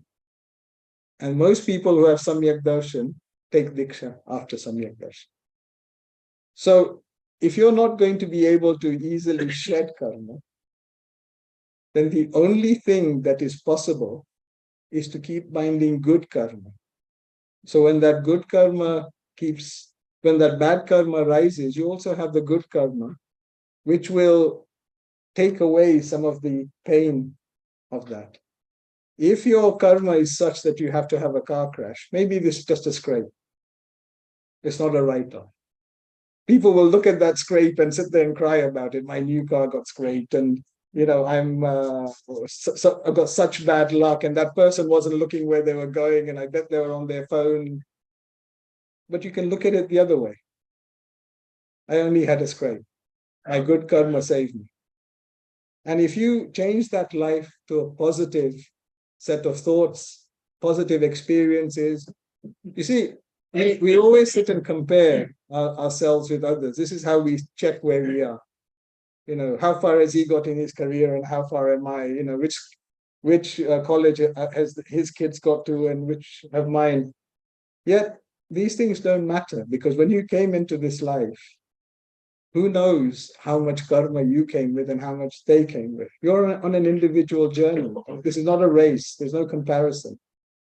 So if you lead this life for your progress and in happiness and in compassion and in kindness, qualities that are closer to your soul, what this will do is actually, those thoughts will actually bind that good karma within you. And you will see automatically the impact. The people that are drawn to you will always be good. The things that happen to you will always be good. Things will always be positive. And the way to break out of this is to become mindful. You know, people always say the same things happen to the same people. It's obvious, because they keep doing the same things and bind the same karma. They might say, oh, he's an angry person. That means he gets angry. And he binds the anger karma. And then he gets angry again when that karma rises, and he binds the anger karma. Of course, he's the angry person. He doesn't break out of it. So, coming back to what I said at the beginning, that as humans, we're the only ones with a discriminating mind. Use that mind to discriminate. Is this my thought? If that thought is come within you, if you're thinking, you have a maths problem and you're trying to solve it, that is conscious thinking. But if that thought has come to you, where did it come from? It is that particle that you bound previously that is now giving you a thought or a feeling or an emotion. If at that point you discriminate and you say, this is not my thought, like we do when we're meditating, watch it and let it go. Take a deep breath. It goes.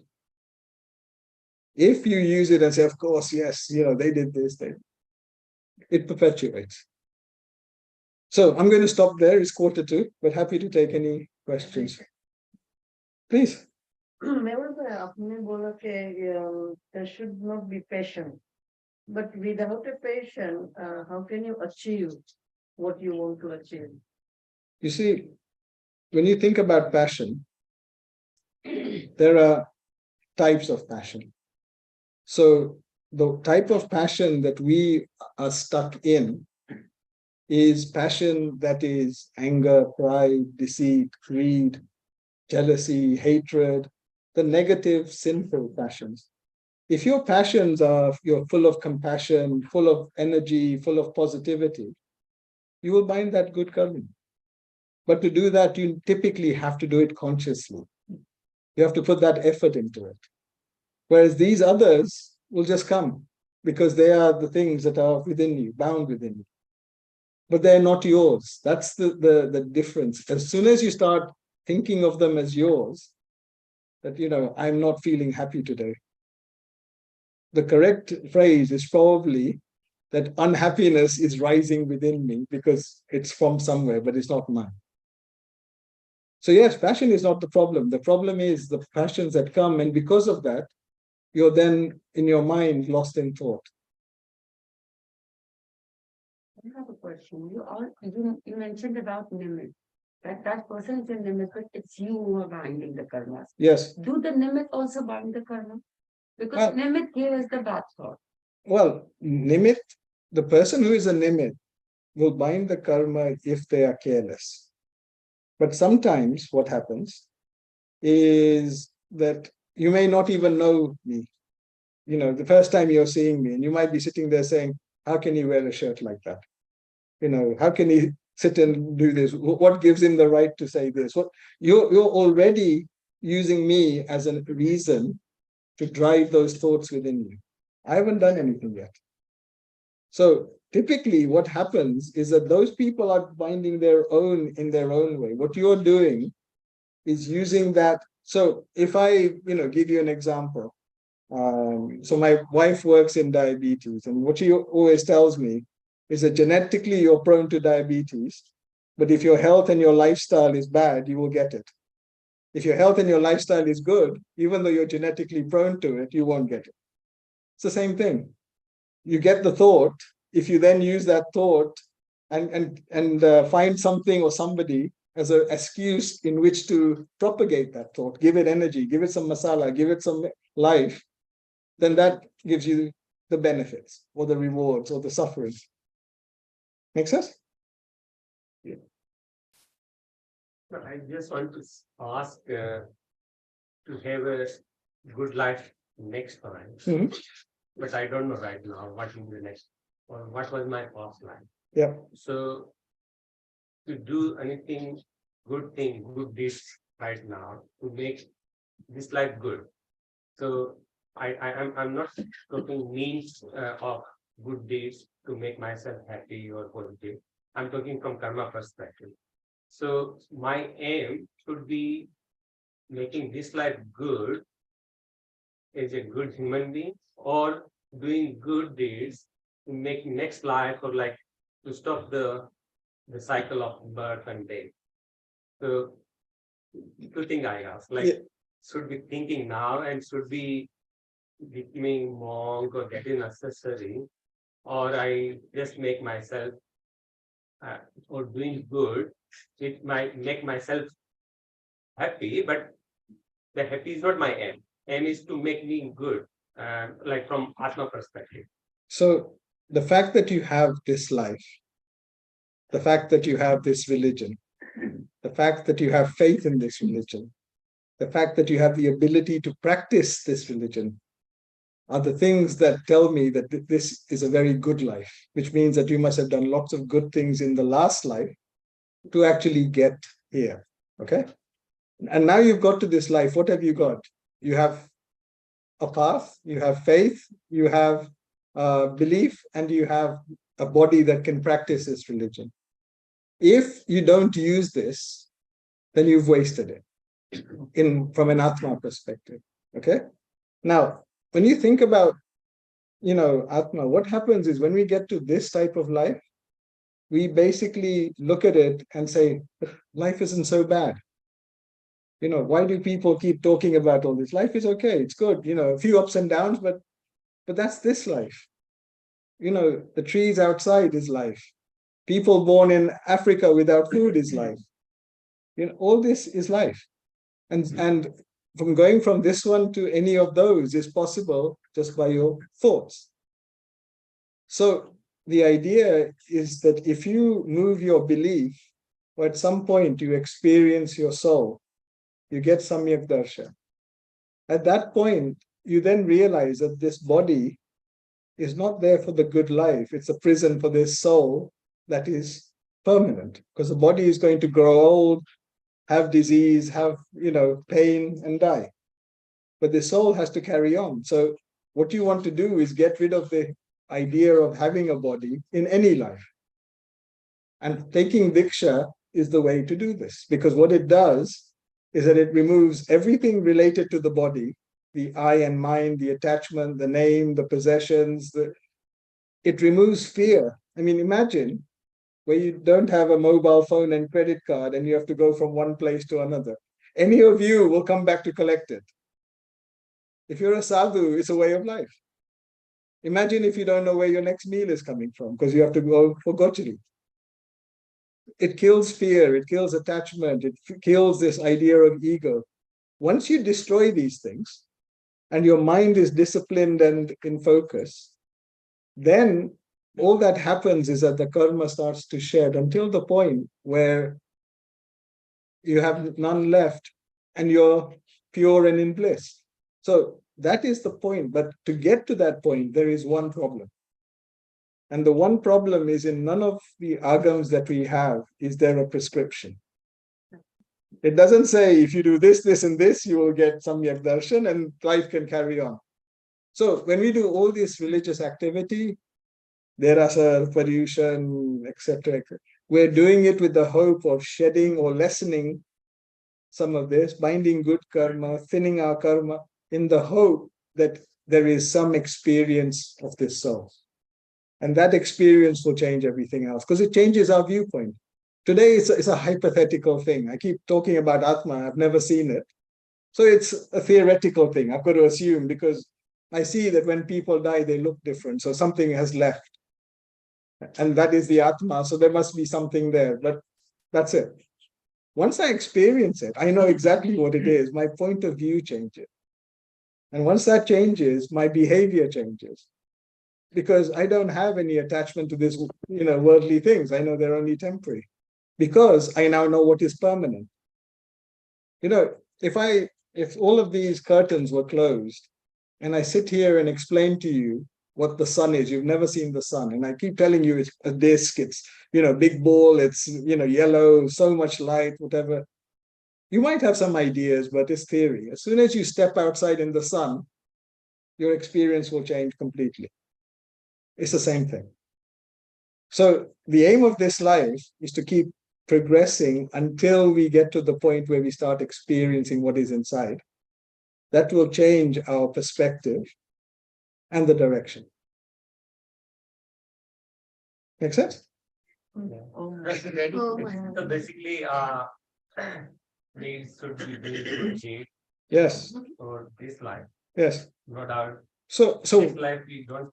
So what is pap? In the first agam, Acharang Sutra, it talks about pap in two ways. And this is why, if you think about, Samniji as an ideal of this religion, you see both those qualities. One is not harming any form of life, right? You protect all type of life, be compassionate to, and that is people and everybody else in your thoughts, your words, and your deeds. You see often at Samvatsari, people go and say, Michami Dukram or Kamauchu. to all their friends and their families. I always tell them, go and tell it to the people you don't like and the people that don't like you, because that is the only way you will get rid of that baggage. So this is the first thing. And the second thing is possession, because possession means money, means hatred, means jealousy, means greed. If you keep possession and violence out of your life, largely, you will reduce your bad karma. And that is the next life. So if you've done that, right, what is left? As Samniji said, dharma dhyan, next life, progress. And that progress will take several lives, but that progress gets you to a point where, you move closer and closer towards what you are permanently, as opposed to what you are temporarily. But one point of like we were checking, we can't definitely explain that sun and that good example, but we can't see future life. We couldn't see the past life. It's just we need to believe and then doing this. We can't, but there are many sadhus I know who can see your past lives. And, and when you actually understand your past lives and what happened in those and why you are here, it changes you completely. But yes, it's possible to see those past lives. The future, maybe not yet, because to know your future, you have to know your karma, and you have to be carefully to do that. But past is, yes, it's possible. Any more questions? If not, please. Said about knowingly doing bad deeds. Yes. What happens then? Same thing, but the difference is that you're not binding karma unconsciously. But you're still binding. Yeah, you're still binding it. But you see, if you tell your kids that I don't want you to go here because it's not a nice place, you should stay here. At some point, out of curiosity, they're going to go there. But it's not that they're going there just because they've wandered there. They're going there because they want to see what is there. So one is a conscious deed and one is an unconscious deed. Conscious deed means that you've done it knowingly and you're going to suffer knowingly. That's okay. What I'm worried about is that you don't even realize that you're doing this to yourself, because you're lost in the thoughts that are actually having the consequences. I'm relating this question to my gardening. Yeah. No. So if you see, you do it consciously, and if you realize that it's something that is sinful, you can even reduce that with your bhav, with your michami dukram, whatever. But you have to do it. If you're gardening and you're on the phone and you're daydreaming, who knows how many ants you've killed whilst you're digging away? That is the difference. Absolutely. Question. You said that we need to control our thoughts, right? Hmm. So thoughts are endless, and it is based on the dynamic. Like some thoughts come dynamically, which might be influenced by others or by the atmosphere or by any means. So how we can avoid or how we can ignore? You see, the thoughts will come, and they will come because what you're doing is experiencing the karma within you, right? Which is why the same thought doesn't always come to everybody, even though if we're all sitting in this room, in the same environment, why aren't we having the same thoughts? The thoughts are coming because of what you have, right? Now, when the thought comes, you have a choice.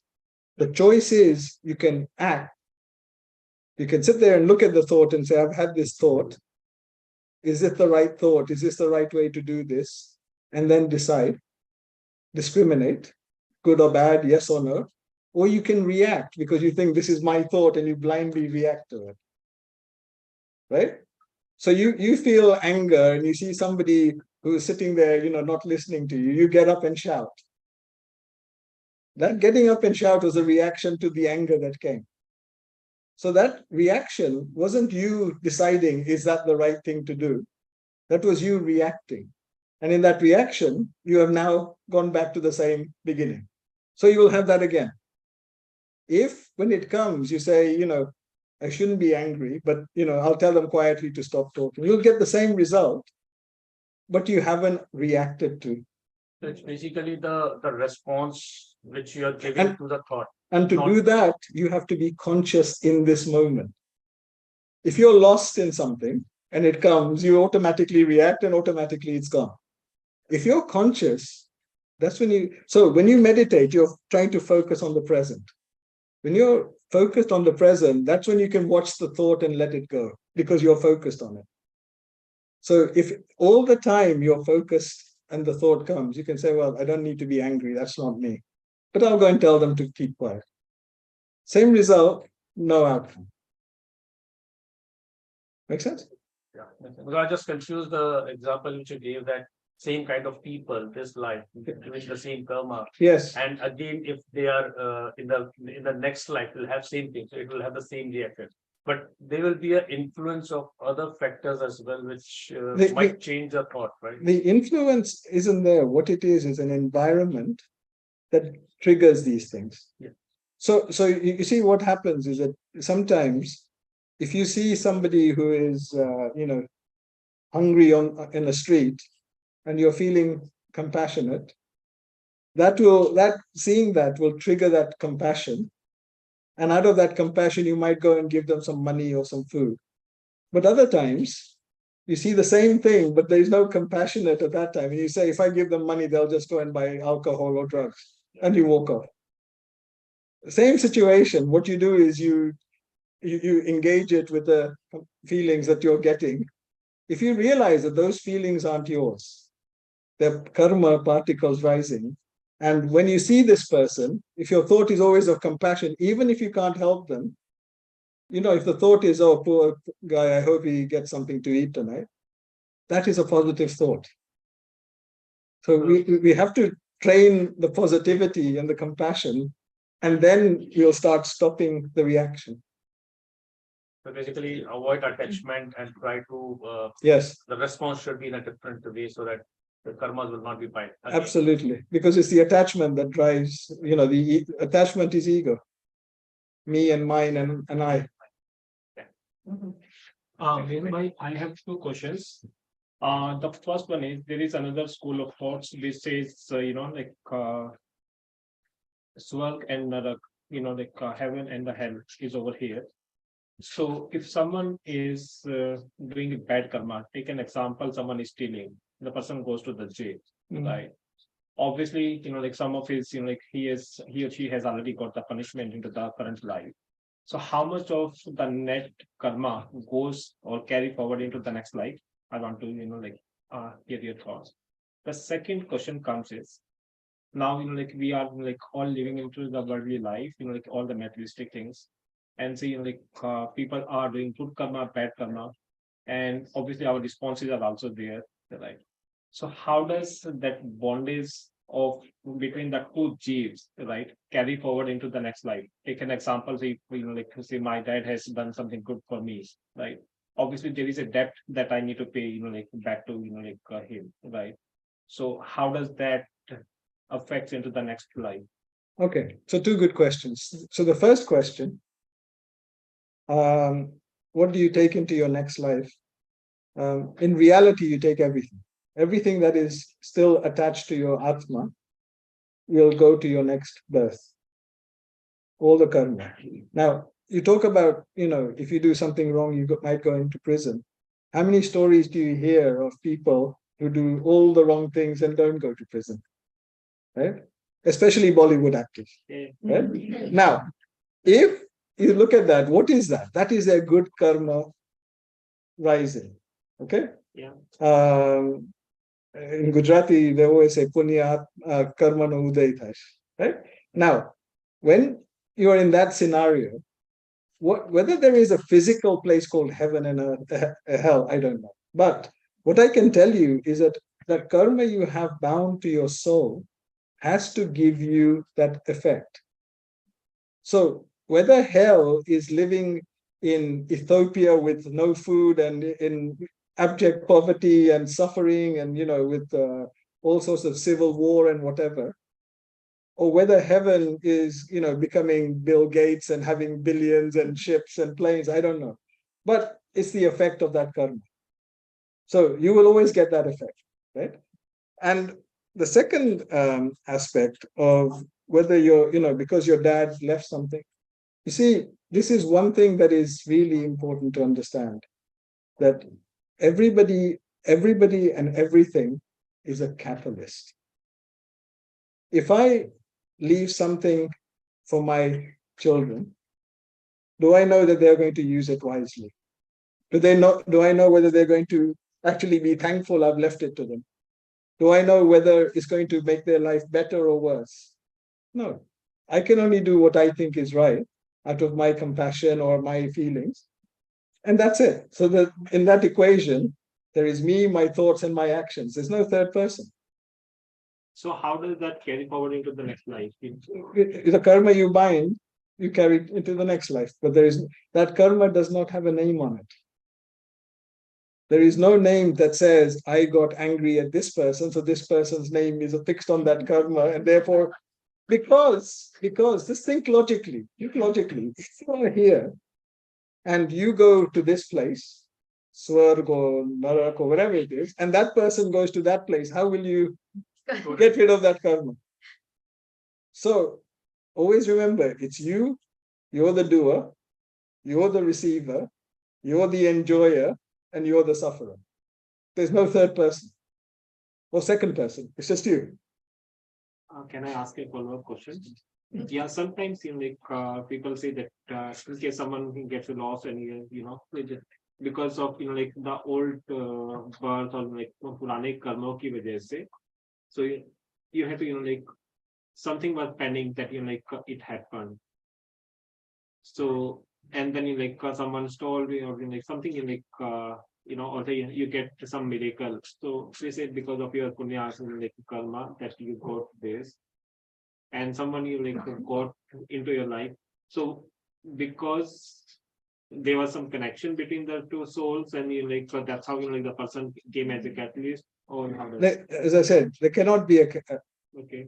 catalyst, yes, nimit, yes, but no, there's no attachment because you're on an individual journey. But think about this, that there are two factors that determine what happens to you in this life. The karma you bring with you, and then what you do in this life, because that also binds karma. And some of it is in this life. So what do you have control over? Your thoughts, your words, your actions, your effort, purusharth. Right? So what you do here is also very important. So when somebody says, but it's all because of my last birth, it could also be what you've done in this life. It always has an impact. Okay. And what happens is that it's a bit like, if you look at this thought that I read quite a lot on Instagram, that if you want to grow a flower, you need sunshine and rain. It's the same thing. You will have good times and bad times. But I'll tell you one thing. When you look back at a time when things looked really bad, right? And you look at them today, say 20 years later, and you think, why was I so worried? It wasn't a big deal. It's always the case. You will always overcome it. But in that process, the thoughts, the passions, the attachments, the things you have will decide whether it happens again. Because if you do all of those things, you curse everybody and you feel sorry for yourself and pity and cry and all that will bind the next one. So you see the cycle, karma wants to carry on being in this cycle with you because it keeps you out of being liberated. You have to get rid of that cycle by saying, and the phrase that we use is samtabhav, living in samai. Between us and Samniji, that is the number one difference. We do Samaik for Beghadi, 48 minutes. She is taken Samaik for life. Always in equanimity. Don't react to anything. Whatever happens, keep your mind steady. Let it go. Keep it going. And you keep reducing. But you react, you act, you think, you cry, you become in pity, you keep binding. And that's the cycle you have to break. I've got two questions. Thank you. One question, sorry. Question. We have other factors also while finding the karma. As he is giving the example that if stealing the things and going to the prison, it might be not necessary that he is fulfilling all his karma. We have a degree of intensity, we have a degree, a duration period of that. So can you just give some thoughts on that? So when you look at those two factors, what actually attracts karma to you? That is yoga, words, thoughts, deeds. That's the attraction. What then gives the intensity and the duration? That is the passion with which you do it. You see, if we have a medical surgeon here, he'll take a knife and cut a body. If I'm a thief and I take a knife and cut a body, there's a big difference. Same action, same person, same activity. And he will do it with the compassion of trying to save that person, and I will do it with the hatred of trying to kill that person.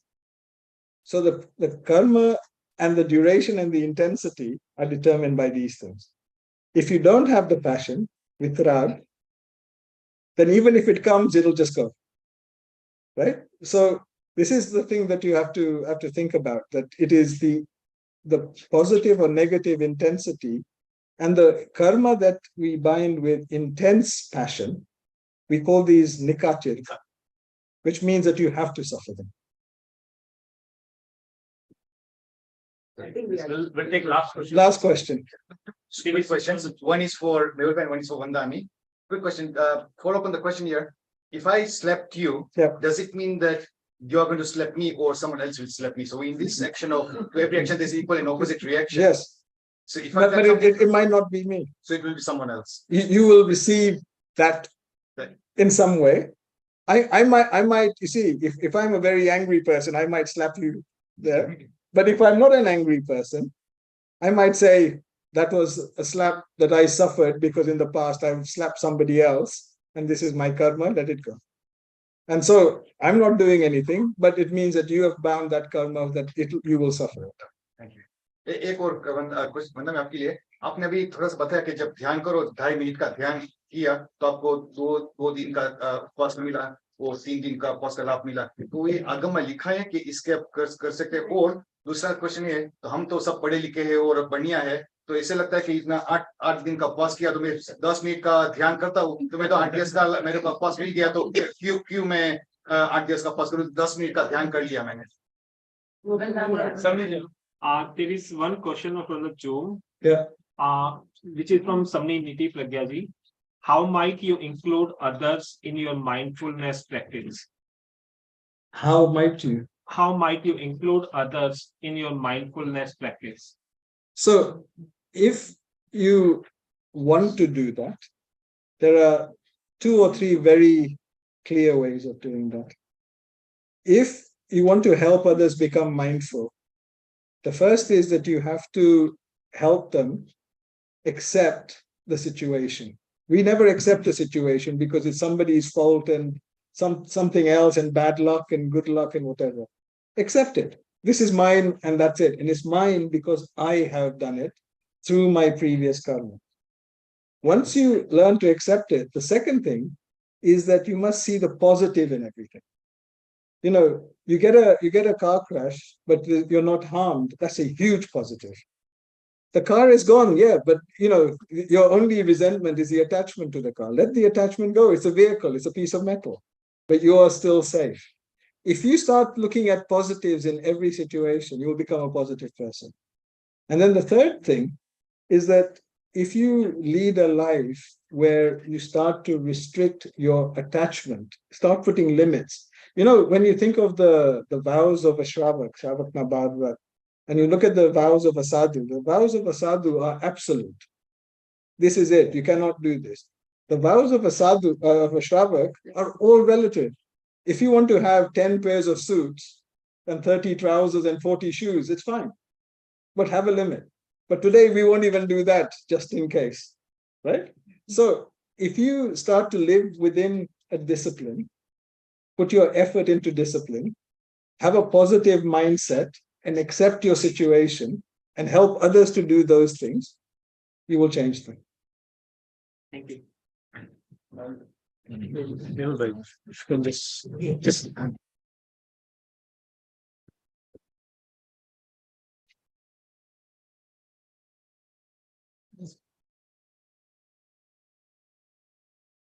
पहले तो मेहुल भाई को बहुत बहुत साधुवाद, धन्यवाद।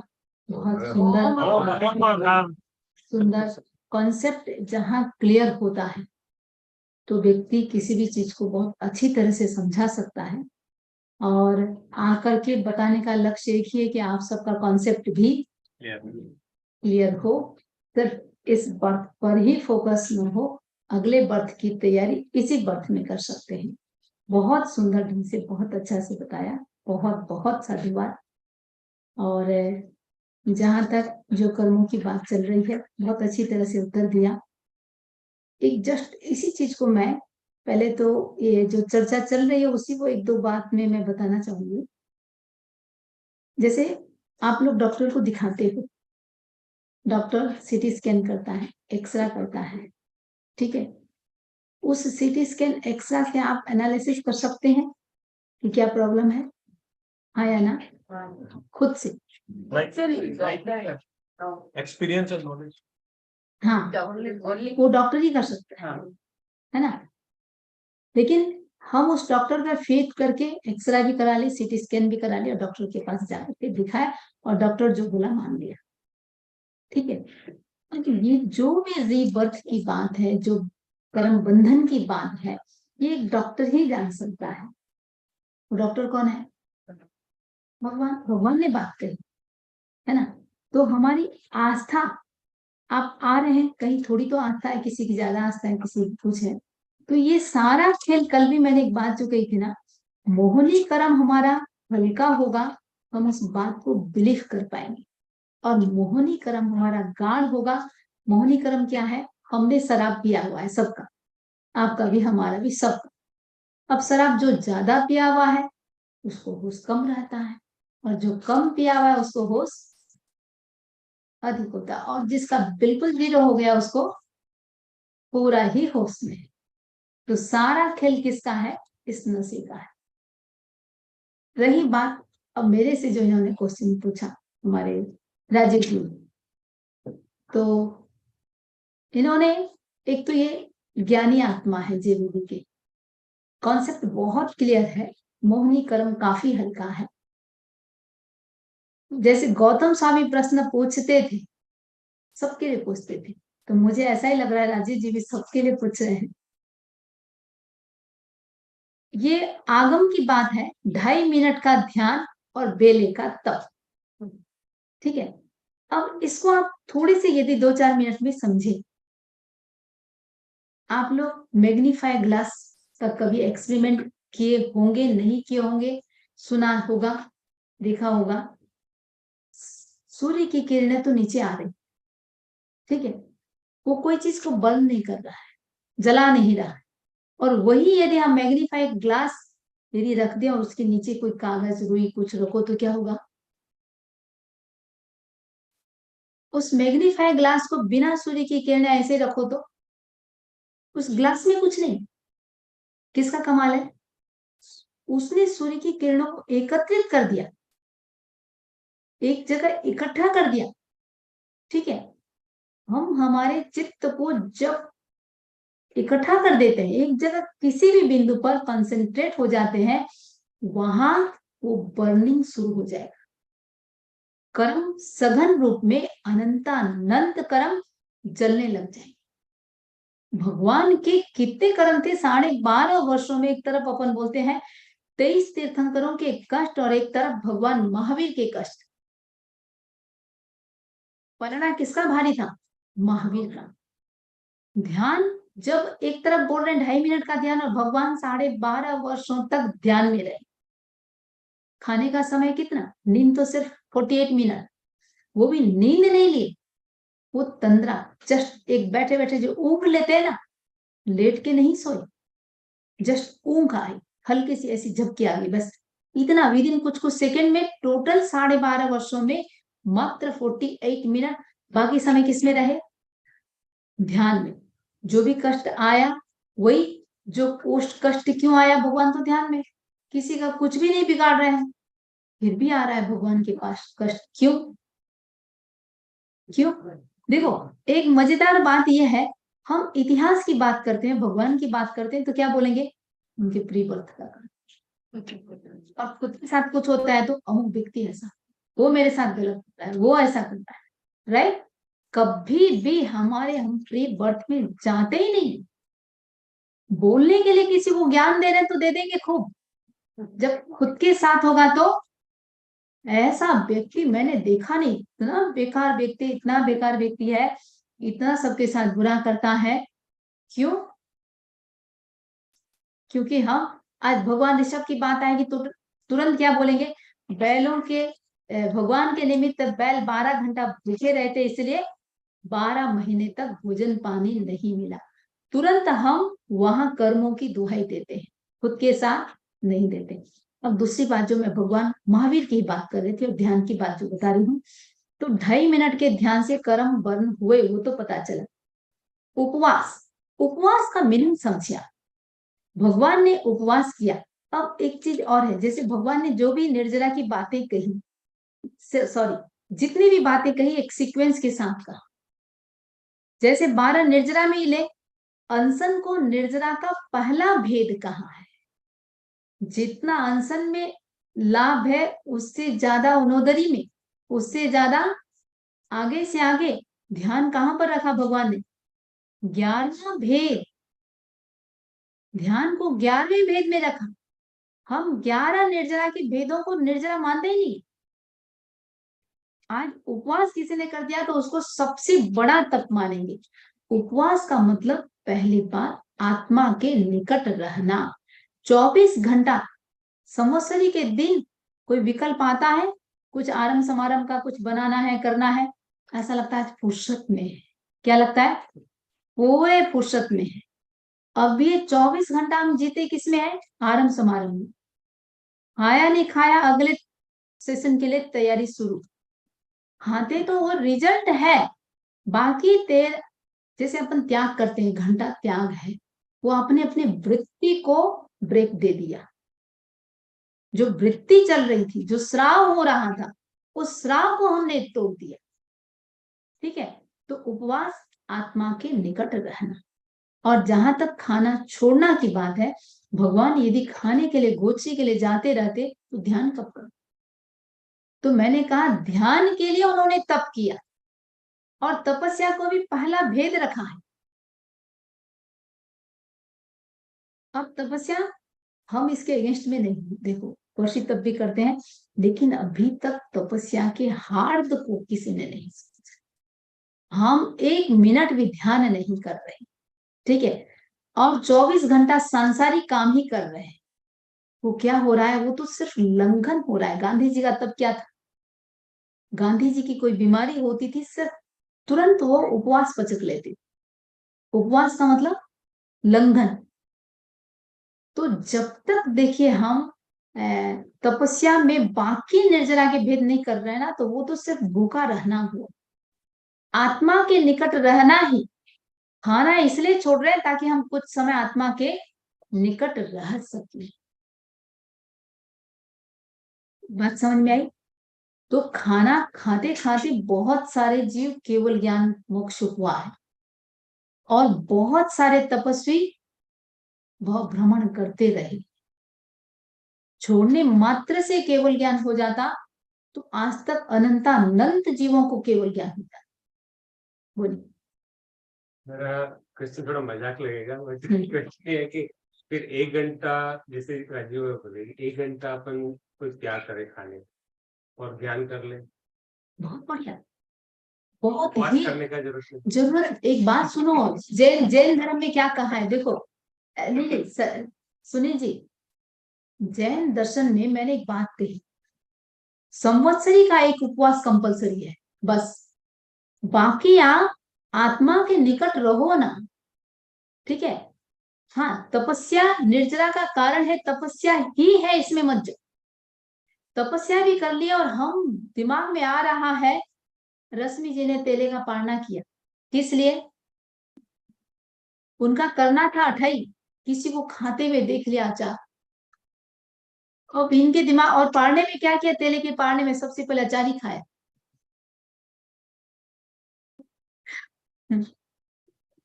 अब बात यह कर रही हूँ, वो तपस्या भी कर लिए हैं।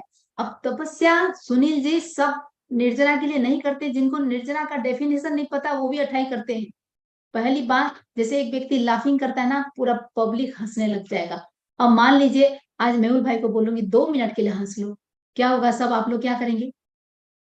ये इन्फेक्शन होता है, ये तपस्या का भी इन्फेक्शन होता है। एक शुरुआत करता है तो सब देखा देखी। दूसरी बात, स्टेज में सबको आने का मौका मिलता है। तीसरी बात, उनके लिए गीत गाया जाता है। चौथी बात, पूरे पब्लिक में, पूरे आपके गांव में, आपकी इंडिया भी कितना समाचार जानता है। वो आत्मा के लिए, निर्जरा के लिए कितने करते हैं वो केवल ही जाने। ठीक है, इसलिए ये तपस्या अच्छी बात है, मैं अनुमोदना करती हूँ, लेकिन सेल्फ इंट्रोस्पेक्शन, सेल्फ एनालिसिस की बहुत आवश्यक है। तो इतना ही है। उपवास मतलब आत्मा के निकट रहना, ठीक है। और खाना छोड़ रहे हैं, लक्ष्य पूर्वक हम एक समय करें, लक्ष्य पूर्वक हम आधा घंटा ध्यान करें, लक्ष्य पूर्वक हम कषाय। आचार्य कुंद ने एक बात कही, आहार विजय, आसन विजय, निद्रा विजय। जो ये 3 चीज नहीं जानता वो जिन शासन को नहीं जानता। तो आहार विजय। अब रही बात आहार विजय का मतलब, आहार की आसक्ति खत्म हो जाए। खेल सारा आसक्ति, राग और द्वेष। जैनिज्म में एक ही बात कर रहे हैं, कसाय मुक्ति किलरेव मुक्ति। जितने भी अच्छे पॉजिटिव चीजों की बात कही हमारे मेहुल भाई ने, ये पॉजिटिव चीजें कब आएगी? हमारे कसाय कम हो, राग द्वेष कम हो। तो जैनिज्म में एक ही बात है, कुछ बहुत डिफिकल्ट नहीं है। हाँ, संवत्सरी का स्वयं जितने तीर्थंकर थे वो भी उपवास करते थे, एक जगह स्थिर हो जाते थे, और बाकी दूसरी बात समता में रहते थे। बस कसाय को धीरे, ये गुणस्थान नीचे से ऊपर जाने के लिए सिर्फ 14 स्टेप्स हैं, जिसको हम 14 गुणस्थान। वो 14 गुणस्थानों में चढ़ते कैसे हैं? मात्र कसाय का लेवल जैसे जैसे कम होता जाता है, हम ऊपर जा रहे हैं। सिर्फ कसाय का खेल। लेकिन रोज कसाय कसाय की बात करते रहेंगे, आप बोलेंगे थक गए, समझिए अब आत्मा और कसाय से ऊपर दूसरी कोई बात बोली। इसलिए थोड़ी सी वो कभी कुछ बताना पड़ता है। खेल सारा राग द्वेष और कसाय, और कुछ भी नहीं। ठीक है, चलिए।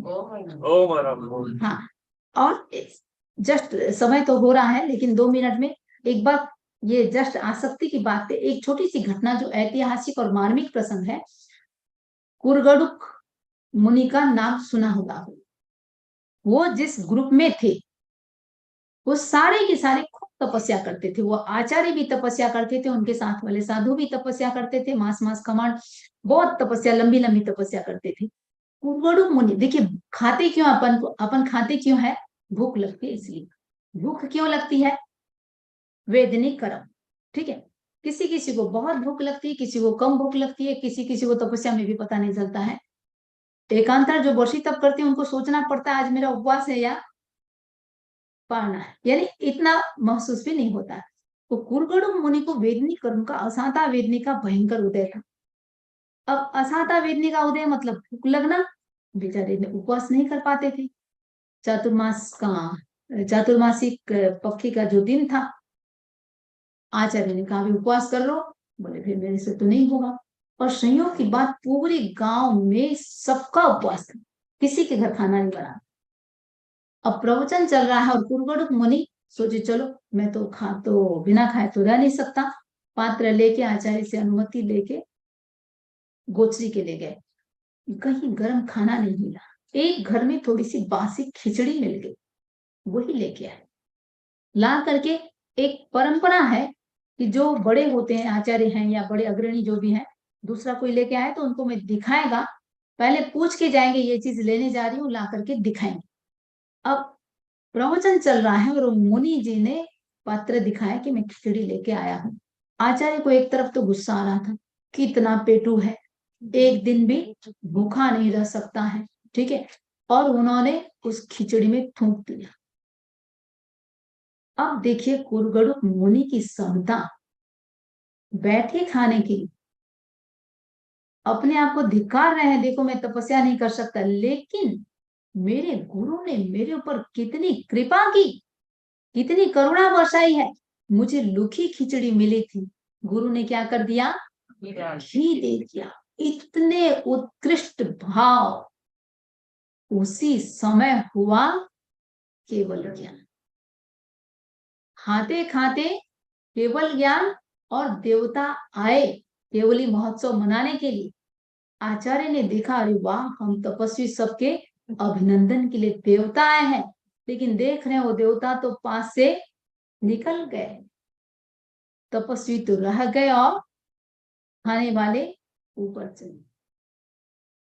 तो सारा खेल आसक्ति अनासक्ति और जैनिज्म भाव प्रधान है, क्रिया प्रधान नहीं है।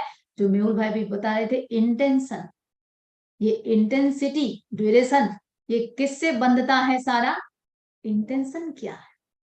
तो राजा के वेश में रंक हो सकता है और रंक के वेश में एक व्यक्ति राजा हो सकता है, ठीक है। चलिए, ओम अरहम। और मेहुल भाई को फिर से बहुत बहुत साधुवाद, धन्यवाद, अपना अमूल्य समय निकाल करके यहाँ जो आए हैं, और इनकी सहजता को मैं और धन्यवाद देती हूँ। मैं तो सोच रही हूँ मेहुल भाई आएंगे तब आज स्टेज उनको पूरा दे देंगे। मुझे नहीं पता, ये 10 बजे से ही यहाँ आके बैठ गए थे।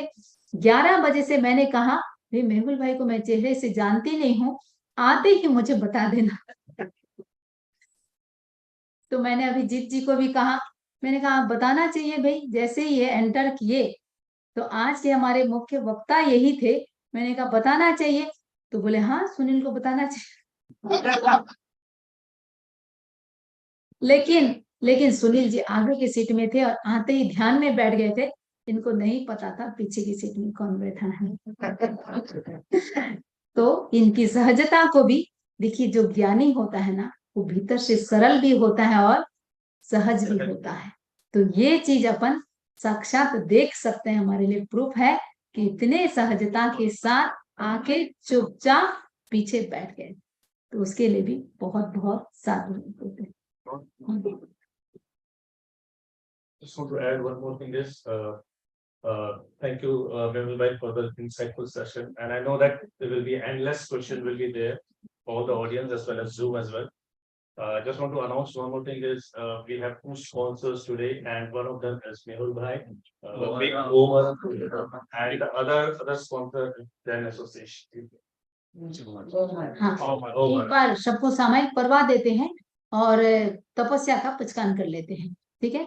9वें सामायिक व्रत में जो कोई अतिचार दोष लगा हो, मैं उसकी आलोचना करती हूँ। मन की सावध प्रवृत्ति की हो, वचन की सावध प्रवृत्ति की हो, काय की सावध प्रवृत्ति की हो, अवधि से पहले सामायिक को पूरा किया हो, इनसे लगे मेरे दोष मिथ्या हो, निष्फल हो। ओम अरहम, ओम अरहम।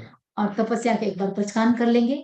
आज सभी तपस्वी का हम विशेष विशेष साधुवाद अभिनंदन करते हैं। 28 कम से कम 20 जनों की 28 की तपस्या चल रही है। तो जितना यहाँ उपस्थित है वो एक बार खड़े खड़े जो भी पचकान करना चाहे एक बार खड़े खड़े पचकान कर लेंगे। जीत जी तो एक साथ 28 का एक साथ इन्होंने पचकान किया है। तपस्वी अमर रहो, तपस्वी अमर रहो। हाँ, बहुत बहुत जीत जी का भी अच्छा की तपस्या है, सुनील जी का अच्छा की तपस्या है, शुभम जी का अच्छा है, रश्मि भाई का अच्छा है, और सविता जी का 7 की तपस्या है। और भी बहुत सारे हैं जो शायद बाहर भी खड़े हैं, अनंत, बहुत सारे छोटी छोटी बच्चियों का भी, उनके भी आज सबकी 6 की तपस्या है। सबका मैं अनुमोदन करते हैं। देवगुरु धर्म की साक्षी से कल सुबह सूर्योदय तक तिविहार का त्याग है। ओम अरहम करते सब। शुभम जी जो यहाँ के प्रेसिडेंट हैं जेवीबी के, सबसे बड़ी बात ये कल शाम को इंडिया से आए हैं, इंडिया गए थे, और पता किससे चला, इनके फादर से। समझ जी इतना बिजी है तो भी ये तपस्या कर रहा है। तो मैंने कहा पारणा करके आएंगे क्या? नहीं, वो तो बिना आपके पास जाकर के ही पारणा करने वाले हैं। तो आज छह की तपस्या है, तो शुभम जी को भी बहुत बहुत साधुवाद। देखो जर्नी में तपस्या करना तो ये बड़ी बात है, और बड़ी बात इनके पारिवारिक जनों की कि उन्होंने इनके लिए अनुमति दी और साथ में शिक्षा को उसने भी अंतराय नहीं दिया। तो बहुत बहुत साधुवाद। और दो चार का नाम बता दो जिन्होंने तपस्या ठेकी की है। नाम याद नहीं है? ये बात नहीं, ठीक है। We have Smita Jain, Sneha Jain, and Ariana, Aditi. and Aisha. And जिमित भाई भी वो कल तक तो आए थे, आज आए नहीं है। एक जिमित भाई का भी चल रहा है, आपने लिस्ट में लिखे नहीं लिखे? जिमित हाँ। And one more thing, I think from the Jain Association, there are a few people have arrived. I would request if they can stand up just to represent the whole association. And I would request if you can just come in front of the stage. If you can.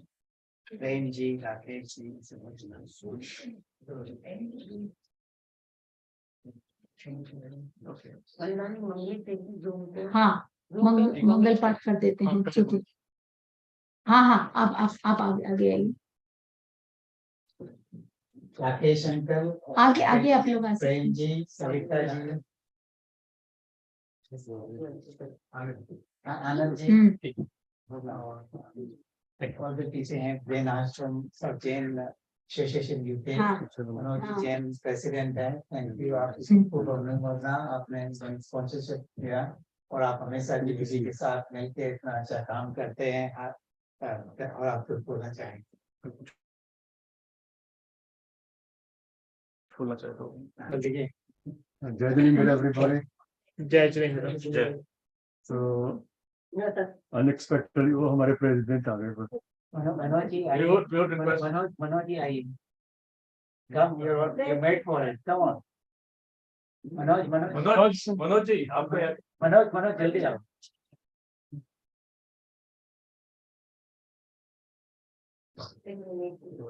and This is Manoj Jain is the president of Jain Association. Oh, wow. हाँ, आज दोपहर को इन्हीं का ही programme है, इसलिए रश्मि जी बोल रहे हैं कि, लेकिन अभी तो खड़े हैं तो एक बार बता रहे हैं। Sarita Masi, can we? And in the meanwhile, just want to announce that we have a lunch facility also outside.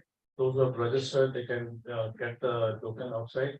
If not registered, they can just register on the board and can proceed for lunch.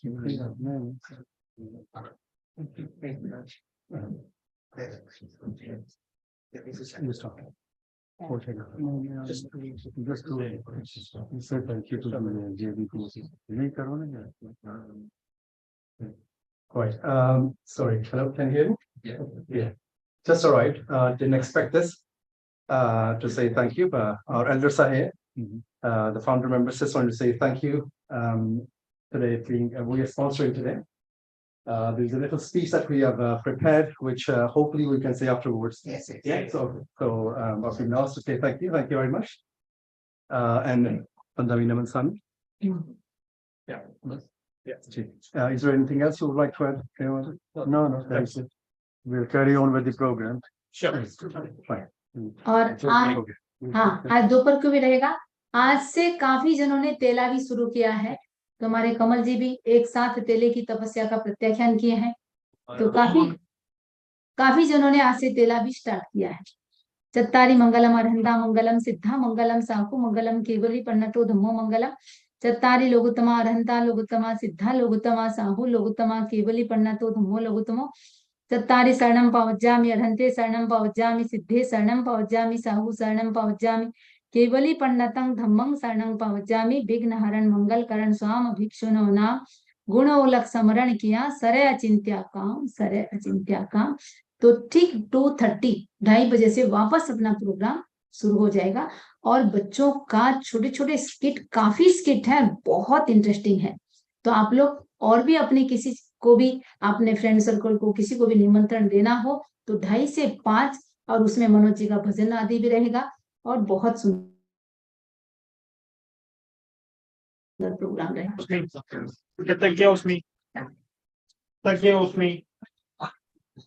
वंदामि नमनसामि वंदामि नमनसामि वंदामि नमनसामि।